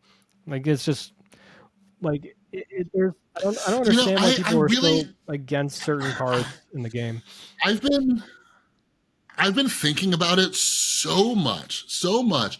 And I just really don't understand this idea. I almost wish they would patch it and do this. I don't understand the idea of make it so Alioth blows them up after they reveal. Like, how many times have you been like, oh man, my own reveal effect would have won that for me? Like, what? Like, I don't get it. Like, maybe with these Elsa decks where you're like dumping on turn 6. Yeah, or something like that. Like, not maybe. But a lot of times on turn 6. And like Alioth flips, and they basically this lane is like empty, and they have like Mysterio, Elsa, Kitty, Hitmonkey all in this lane, and then Alioth flips, and then they're gone. Like, and then I win. So that reveal didn't matter. Yeah. It's like the people asking exactly. The only thing it would do is it's like the people asking for the minimum 1 change for Loki, and I'm like, that doesn't do anything to the problem. That if you think it's a problem, it doesn't change anything. How many times do you get a 1 cost that's a 0 now? Not that often. Yeah, no, I've played a lot of Loki, and I'm never getting 0 cost cards. Like, it's like, maybe if it was back in the bounce meta, maybe, but like, yeah, so I don't, and that's the other thing that you got to understand. And like, I've been, those of you who didn't watch like one of my more recent videos, I've been learning a lot of like game dev, reading books on game design and stuff like that. Most, like, so many times, and this goes with movies and TVs and stuff, a lot of times the audience is wrong about what changes should be done, right? Like, there's this saying, I forgot who said it, but like when somebody like has a criticism, like it might be right, but how to fix it is like almost always wrong. You know? So like, even if you might be right about this, your ideas for a change are usually wrong. Like Second Dinner surprised me with a lot of these changes. They haven't missed in a while. Like when they did like the first leader change or the first Galactus change and lowered his power to like change priority and stuff. But for the most part, like when they redesigned like Snowguard, I never saw anybody even mention that. And it was legit. So anyways, chill out about Alioth. I ran a poll though, and a lot of people said they don't think Alioth should be changed. I'm like, okay, you guys restored my faith in humanity. Yeah, it wasn't even that close yeah. either. It was like 65 or like 70%, something like that. It might have even been higher. Yeah, it was nuts. So I'm like, okay, cool. So it's just a loud vocal minority. But yeah, anyways. But the season pass card for that month. You forgot about Miss Marvel. Oh, yeah, Miss Marvel is ongoing 4/5. Yeah, she's a 4/5 ongoing, and they changed her text recently. That's why you can't rely on data mines too much. It's adjacent locations where your cards have unique costs plus 5 power. And I think Second Dinner has been killing it with season pass cards. I don't know about you. I think they've been killing it. Like, this is going to be an interesting card. You could do some silly shit with this card. All right, let me play this out for you.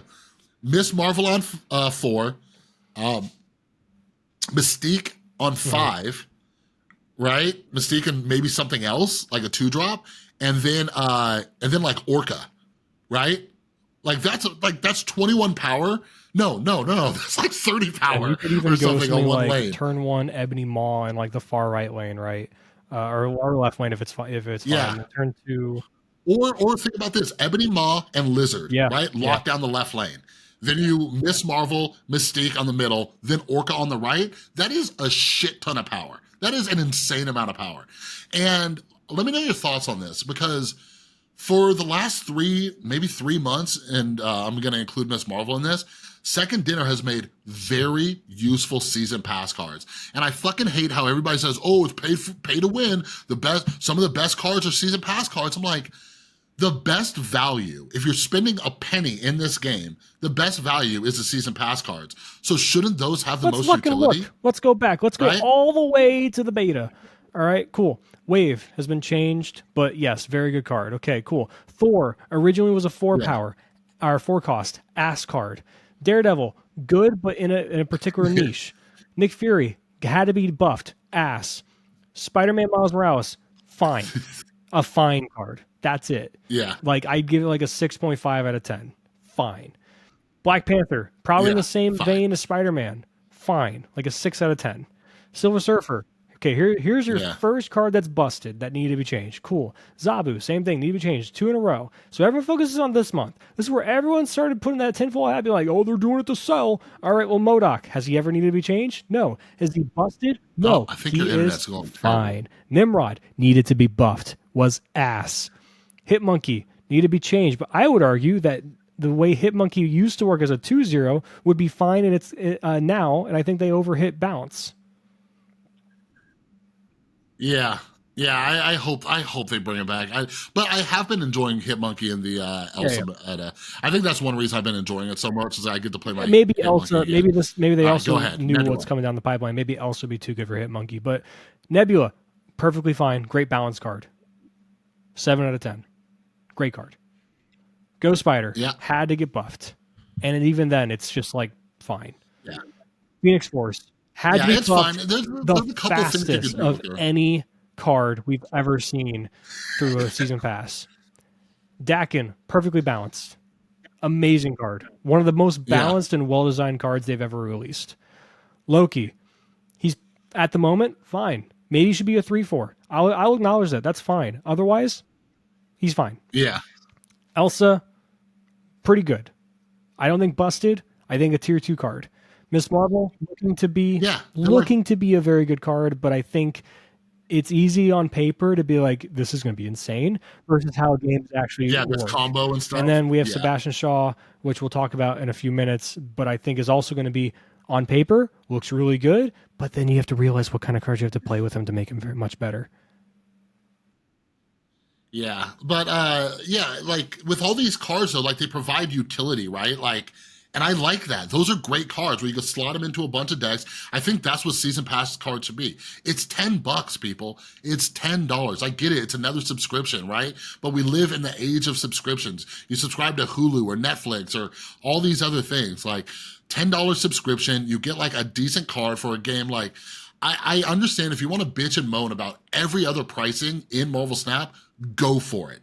go for it. I won't argue with you. Second Dinner's got to make Yeah. their money, whatever. But this is a way to support a game that, like, if you care enough to bitch about the pricing, you should care Also, enough to keep give in them mind that the $10 value $10. is not just tied to the season pass card; it's the entire season pass track.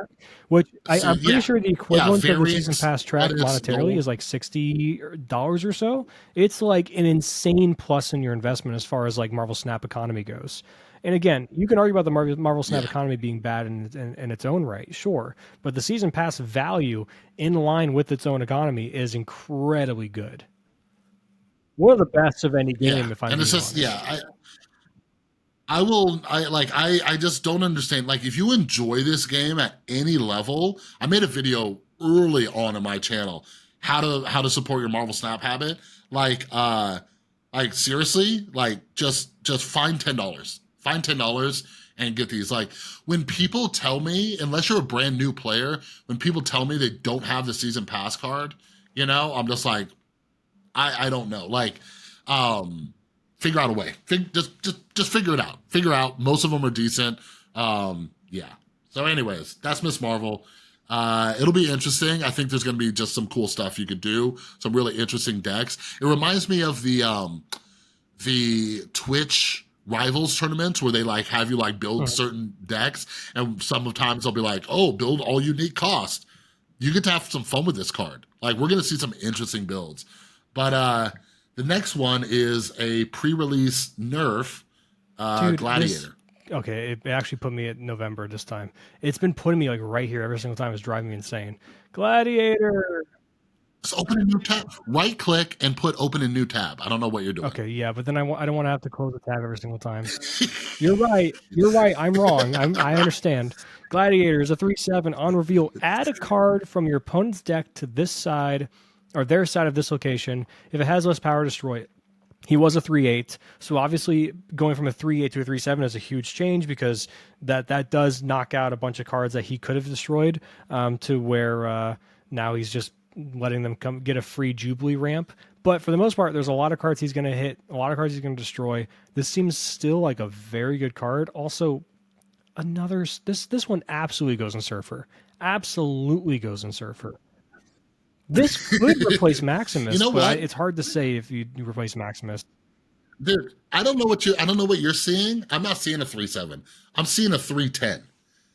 You're just gonna forge into Oh yeah, Gladiator and just call it a day. Forge is already in the Surfer Just deck call it a anyway. But and you mentioned Surfer deck, right? Like, forge your Gladiator, forge your Brood, one of those two things. And this is a whole new thing for the Absorbing Man, Oh right? yeah. Like, yeah, why not? Like, forge into Gladiator, Absorbing Man. It's going to be less, like, you're less likely to destroy something, but you might do it. Keep in mind, Like, this is can going to be be a perfectly fine play on the last turn of the game if you're worried about them. Like, if you're in Conquest and you see that they have a lot of cards and they're like a ramp deck, right? And they're gonna have a decent amount of cards that actually like stick around and you're helping them. Wait until the last turn. There's a chance that you could, catch them in a lane in which they, committed a lot of power to, and it's filled, and he just ends up being a 3/7 without any downside in that sense, or downside. So Yeah, no, that's a good point too. Yeah, especially if you like know what they're playing and stuff. Yeah, I think Gladiator, just looking at it, I think he might be the best card that month. He's gonna be bonkers, especially since they buff Forge. Like, Jesus Christ. But yeah, then there's Annihilus. well, let's let the little kiddos know what this November 13th to 20th spotlight contains. Mirage making a return. Loki making his first run with this cool variant here. Gladiator variant and Mirage variant. A Rian Gonzalez, it looks like, I believe. No, this is casual. This is probably the same artist that did the, what's it called?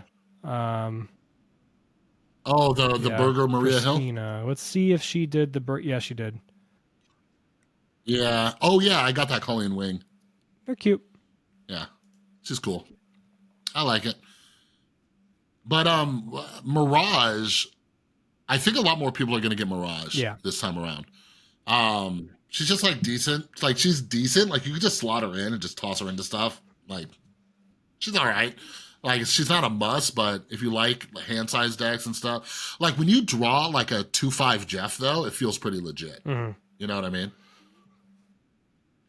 But yeah, Annihilus, 5/8 on reveal. Your cards with 0 or less power switch sides, just destroy those that can't.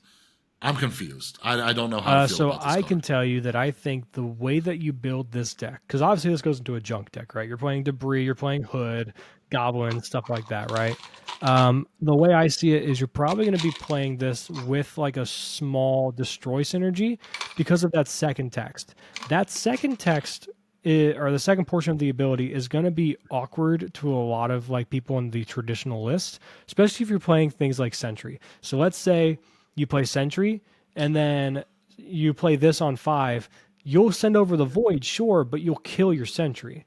That's weird, and that's a little unfortunate. So I think Wait, what? Why would you destroy your Sentry? Because wouldn't they be in different lanes? your cards with 0 power, Oh, it's is the this whole across the board. board? Oh, this Yeah, isn't this just is a lane whole board, specific. and destroy those that Oh, can't. So your Sentry would die in this case, unless you have armor on that on top of the Sentry.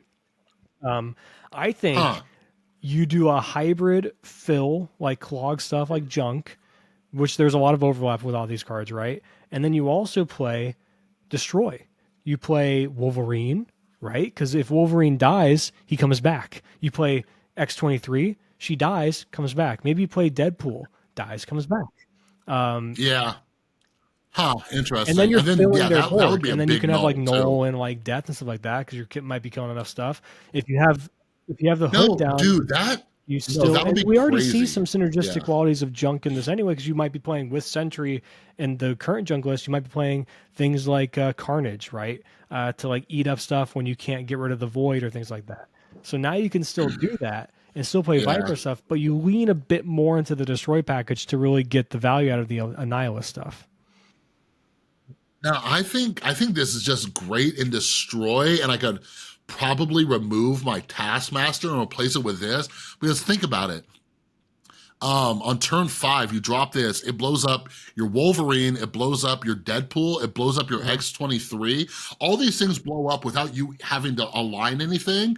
Then on turn 6, you could drop Null and Deadpool because you'll have 7 power with Yeah. X-23. You know what I mean? Like, I think that'll be nuts. Okay, all right. I'm a little bit more excited for that card. And of I course, like it. speaking of the devil, you get X-23, and we're not even talking about Dakin. If you have the shard down too, it destroys the shard, which Dakin's in this week as well. So they know what they're doing in terms of this. But do we have back-to-back Rian Gonzalez cards in the spotlight? Ooh. No, well, that Yeah, but she Dakinus says does chibi. chibis in like her style. Yeah, it's Rian Gonzalez. Oh. So let me show you. There's some other ones that are Ah, chibis, for gotcha. example. Um, Dang, Ryan fans eating so good. Goose is listed as a chibi goose, I think. Um, and where there's another one. Nebula is listed as a I like chibi. I some of know these. that. Okay. One of the rescue from this bundle, either the rescue or the Wanda was a chibi. I cannot wait for this Silk though. This is the one I've been most excited for of all of her art, of all of her variants. Do we know when it comes out? Yeah. Unknown. No, no. No, that one's cool. I got the silk one, the comic Mhm. book cover one, that was in the spotlights. But I have yeah, that one that's too. like Yeah, it's my other favorite. Um, so yeah, no, that's a good week. Like, yeah, if you're just into destroy, like open up your cache, it's that week. But yeah, next up is Martyr, which is an interesting card. So Martyr is a 1/4. At the end of the game, move to a location that loses you the game, parentheses, was if a one possible. So five or a like one I see, six in like the mines before. yeah. Yeah, maybe they saw Elsa Bloodstone doing so well, because I can see this being good with Elsa, right? Like you legit just fill up your board. I've been playing like the zero cost one with like Thor and Wasp and whatever, and Wasp and Yellow Jacket, right? And you just fill up your board. She's not moving anywhere, you know? Yeah, and I'm trying to understand like So how this would work like effectively. Like, end of the game, move to a location that loses you the game. The only way this works in that sense is like she moves, and the power you lost from that lane she's moving is what loses you the game. yeah, she's like reverse Captain Marvel. I'm wondering if people are going to do a Viper type thing with I was this thinking though. about that. The only way I think this could work is like They wouldn't even work because Celine only, which we'll talk about, I guess, in a second. Celine only gives -3 if this is the lowest power card in your hand, which being a 4, I don't know how often that's going to happen. You have to really construct your deck to work that way. But then you're just fibering over a 1/1. It's a lot of work for really, like, if you could somehow get her to negative power, that's where she'd be really cool in that sense, but I don't think you can. Mr. Negative. Wait, what She would would that do? become to No, a that would just turn her 4/1, into a and then you'd 4/1. have to Celine Yeah. after that to get her to a -2.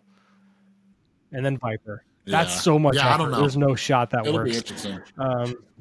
So yeah, she's a cool card. I think Zero with her is going to be really good.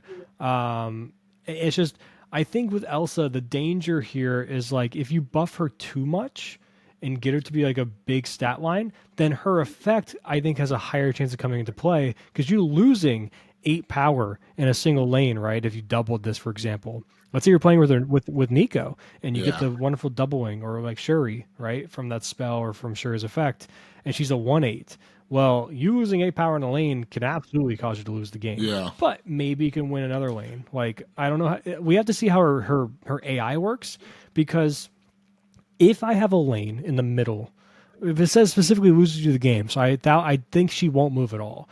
If she's big enough to where she'll lose you that lane, but any other lane she goes to would cause you to win that lane, I don't think she moves in that instance. So Yeah, you yeah, gotta find the exactly. balance. So if you're just ahead, yeah. So that'll be interesting. And Jesus, we've been talking forever. All right, let's run through December. All Let's right. run through these. Uh, All right, December season pass card. We got Sebastian Shaw. which So we're getting through all the Snapchat fans. Got to show me all the bundles. Also, Festival of Lights, the Bast, that's finally here. I've been waiting for this one. Yeah, that was Oh, this is the good Bast. This is the good Bast. Okay, let me go back. Also, have you noticed that they're adding conquest tickets on all these bundles? Not a fan of that.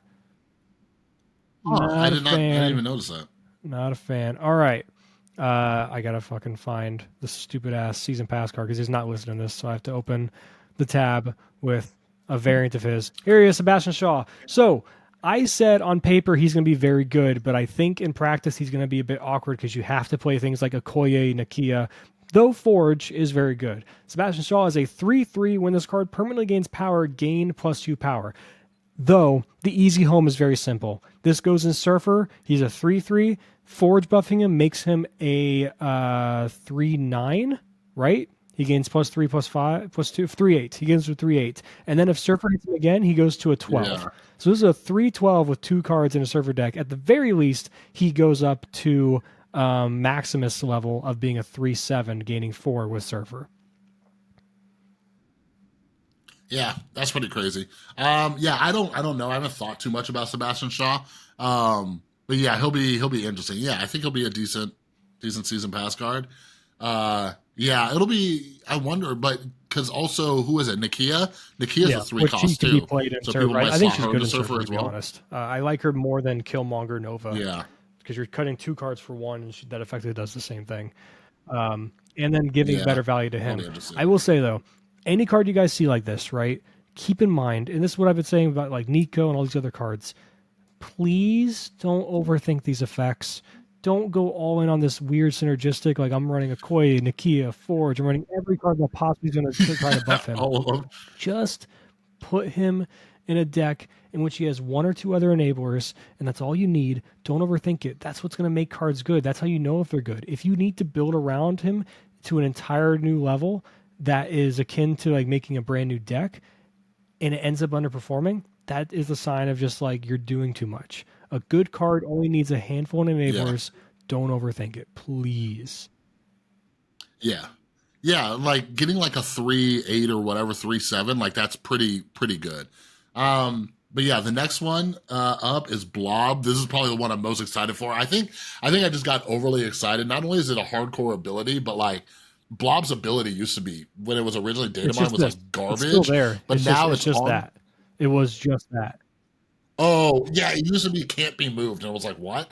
So yeah, he's a 6/3 on reveal. Merge your deck into this and gain its total power. That is bonkers. That is insane.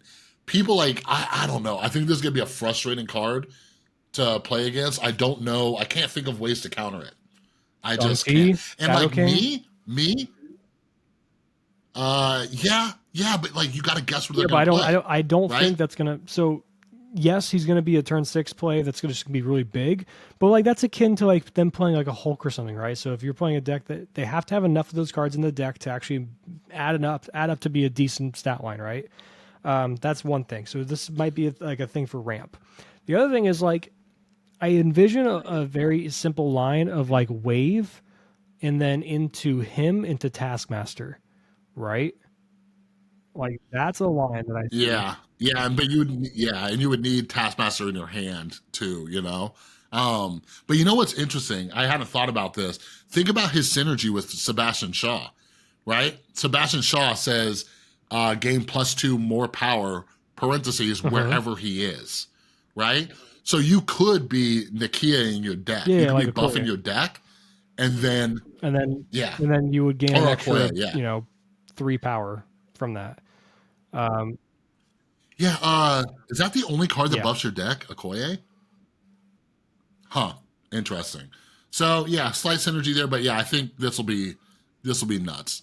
Especially someone like me where I never draw Infinite in like, certain decks. Or no, I usually do draw Infinite in like a lockjaw deck.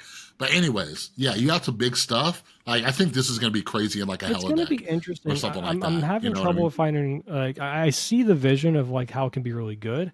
I also see where it can be really bad in the sense of like if you play it early with like wave, if you don't have that Taskmaster line, which first and foremost you're possibly subject to a Shadow King or a Shang-Chi, right? And the other thing is now you don't have any other plays to draw into. You're basically lamenting yourself, and you're like, I need to have a good hand for that to be worthy. But think about like your big points deck, right? Where you just have like a lot of low cost, Hmm. high power cards. And then basically there's just you don't have to worry as much, right? Because it's just like, okay, cool, I didn't draw all my high power stuff, but there you Yeah, go. we'll see how it goes. This is one of those other ones where like I'll have to be convinced when I see it in play. Again, I think every single card that we talk about, you'll win games with.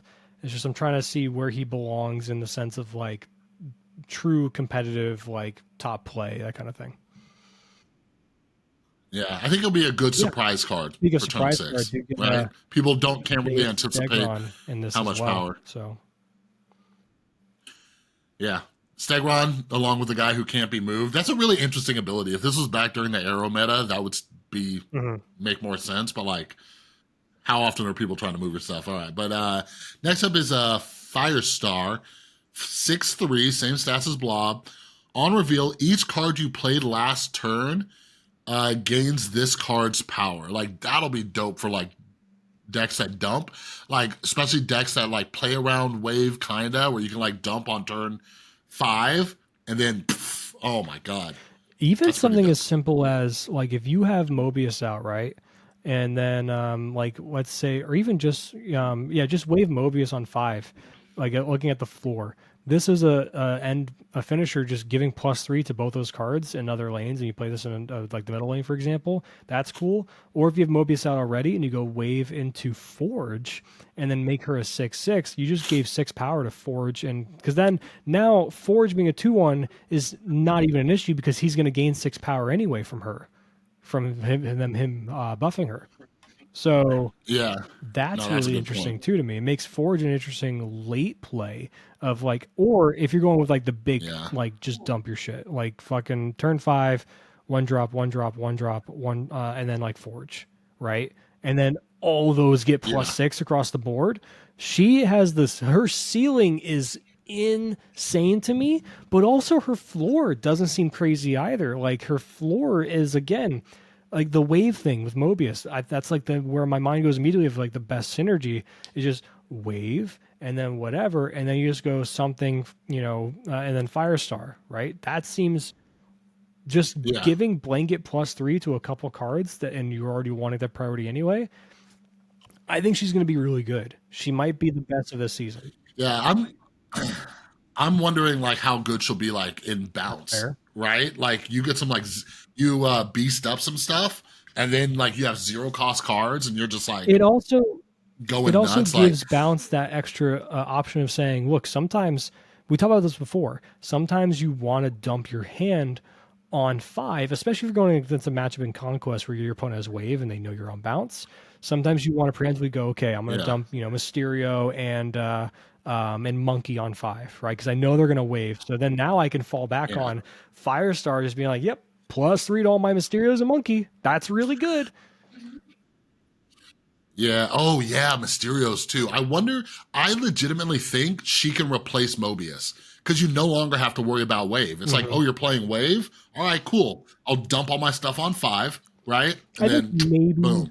The only thing I that think maybe sucks you is still want to play Mobius because Kitty this Pryde gives bouncing you back. 2 forms of the axis of playing around Wave.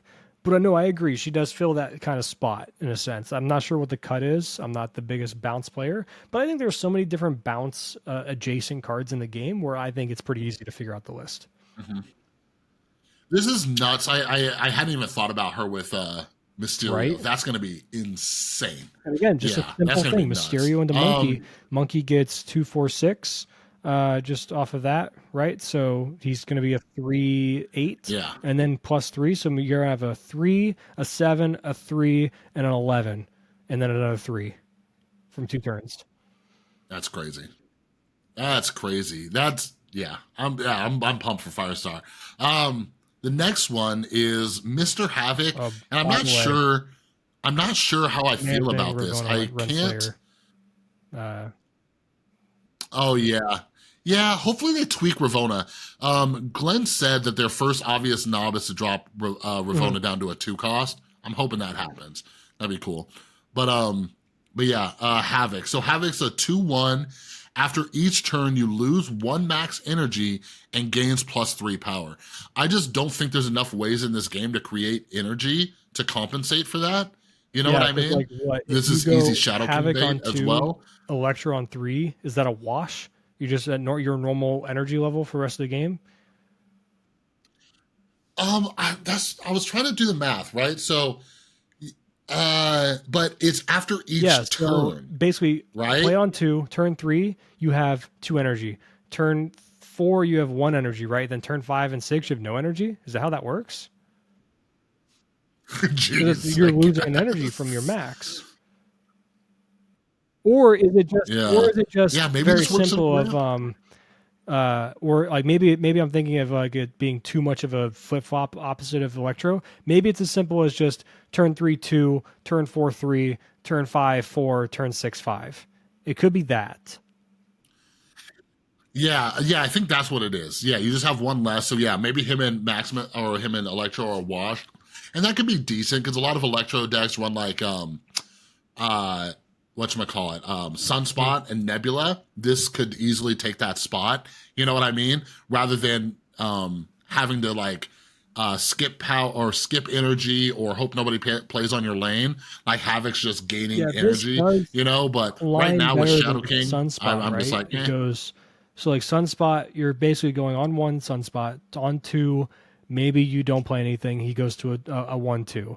Turn 3, you play Electro. Turn 4, you ramp into something. Turn 5, maybe you float. Sunspot goes to a 1 7. And then turn 6, you play like something to finish, and then you have something left over, right? So then they use a 1 8. yeah, Havoc on 2 goes on 3 to a 4, on 5 to a 7, on 6 to a 10. yeah. Yeah, like I don't know. This card might be decent. I'm trying to think. Like if I ran this card with Luke Cage, I'd feel more comfortable. And you could put it in like just Elsa decks are on the top of mind. And even with them buffing slightly Psylocke, right? So you could Psylocke on 5 with something else and then have a big turn 6. Meanwhile, your Havoc was getting pretty buff, you know? So it's kind of like there's a little bit of a mind game you're playing with Mm-hmm. your opponent too, right? They're like, oh, he has less energy, but then you drop a Psylocke on 5 and then just really like get the power out there. And then speaking of Psylocke, I wonder if this works in a negative deck, but negative's kind of dead right now with with Mobius running around everywhere. Yeah, So this is an interesting card. There's also the idea of vipering him over to your opponent, and like vipering him and running your own Shadow Yeah, King. so like now you have a way to negate his power as well as give them awkwardness on their turns. I'm sure now that I think about it, I'm Yeah. sure he's just going to work as just like just one less each turn of like from that total, not periodically climbing. So yeah, I do think on 3, 2, 4 is 3, 5 is 4, 6 is 5. That's probably going to work. Yeah. So, Yeah, which that would make the most honestly, sense. at that point, I think that makes him somewhat more attractive in certain decks to where it could be beneficial. I think you have to, it is a deck restriction challenge because now you have to figure out, okay, well, how do we compensate for this? Well, now I'm going to play a lot more 2-drops because I want to have that option on turn 3, and now my ceiling is 5. I'm running no 6-drops. Maybe I run Chavez to give me consistency, and on the games where I don't draw him or play him, I can still play Chavez on turn 6 at the least. But I'm running a lot more 2-drops, a decent amount of 3-drops, and then maybe 2 of each, a 4 and a 5-drop. Yeah.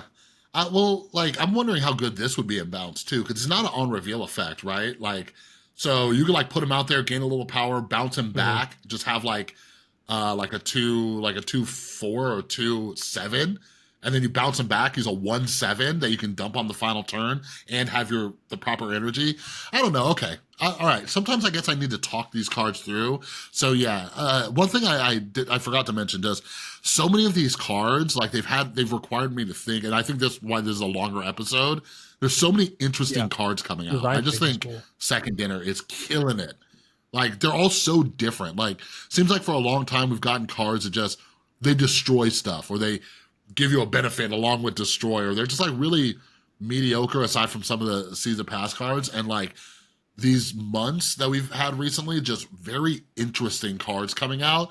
And I think by the end of the year, like the meta is just hopefully going to be all over the place because people are doing so many different things, you know? Like every week there's just stuff to like try and test, and that makes the game exciting. Yeah, I think it's really cool. The design space of this, like starting with Nico, of course, being the first big one, and then stuff like this.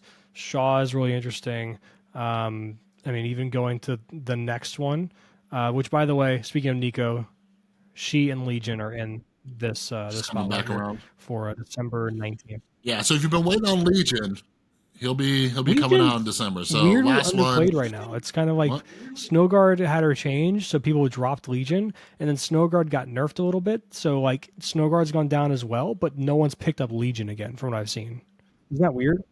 Yeah, I did have somebody the other day snap me, and then I snapped them back, and they legioned on Central Park, and like they didn't realize it wasn't going to fill my side of the board, and then they just retreated. So it filled their side, but not mine. That was hilarious. But yeah, last week, the last data mine we have is for Celine. 1 -1 on reveal. Afflict the lowest power card in each player's hand with -3. I see like one use case for it, so maybe you can sell me on it. I see this being decent with like a goblin. Ooh. That's it. But like, why did they make her a 1 -1?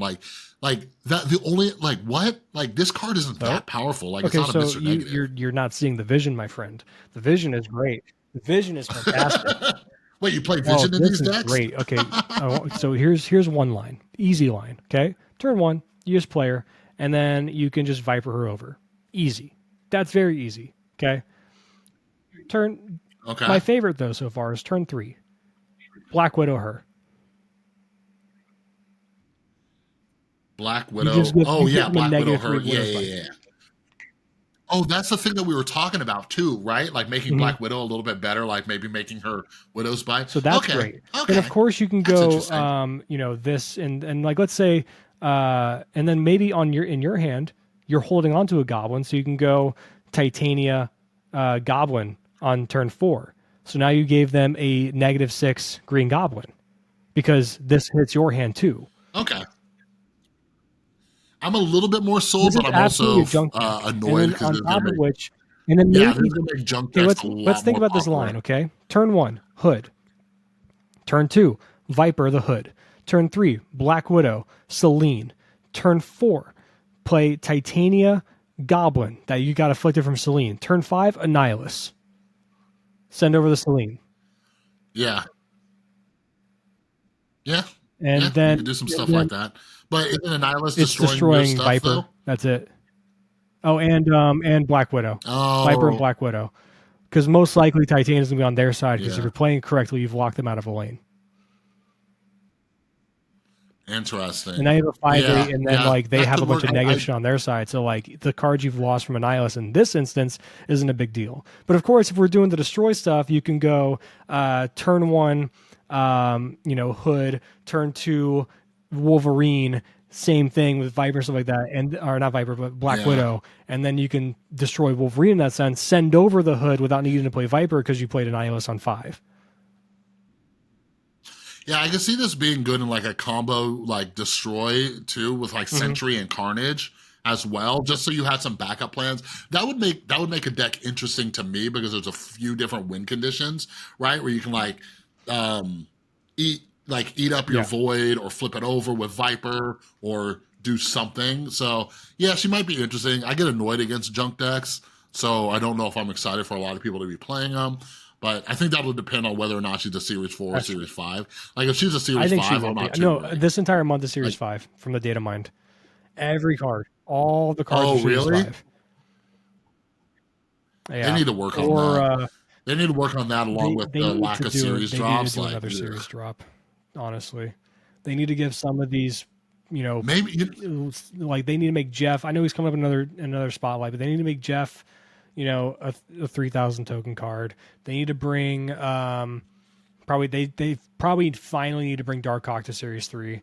Like there's a bunch of these they need to drop.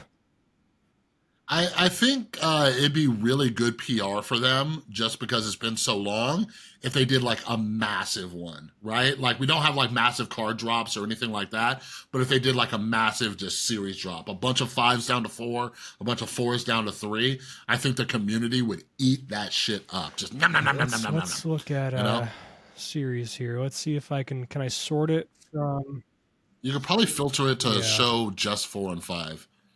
Can I only do one at a time? Okay, cool. So let's look at 5 first. Series 5.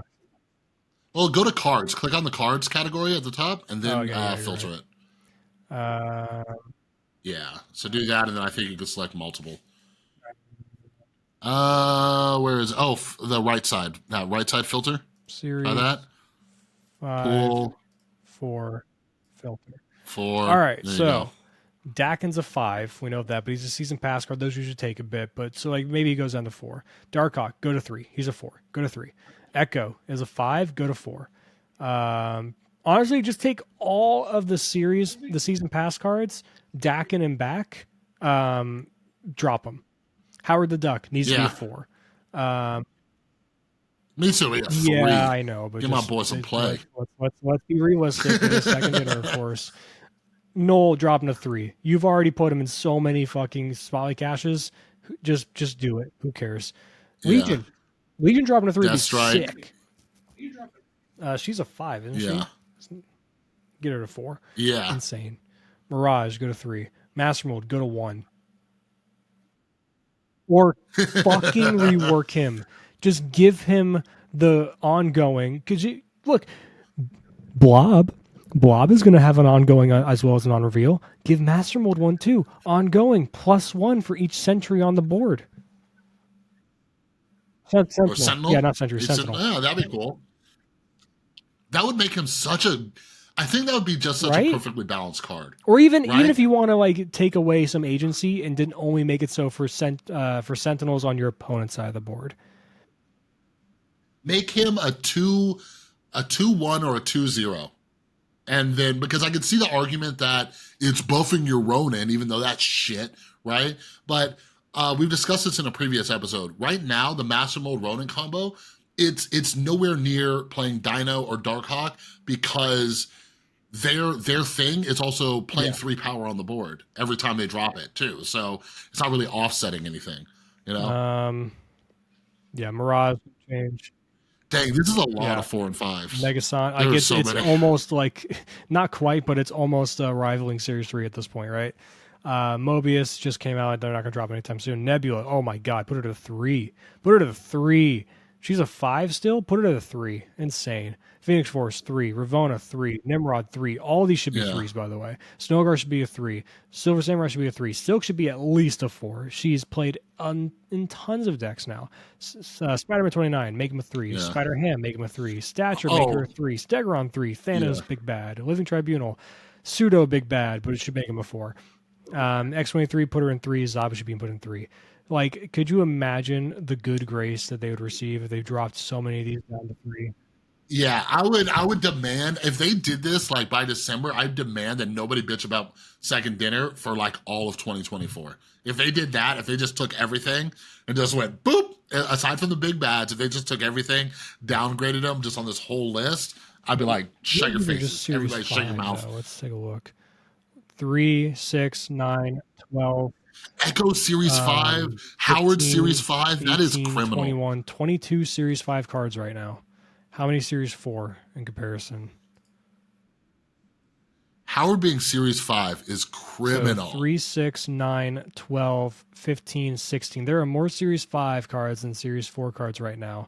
In total, that means there's 38 Series 5 and Series 4 cards, pretty much just under half of what Series 3 is, which I think is 98, 99. So closer to a third, actually, but still, that's a good chunk. Now, in theory, that is an interesting bell curve of 15, then 20-something, 90-something, and then 30-something, essentially, of it going up and down for 1 to 5.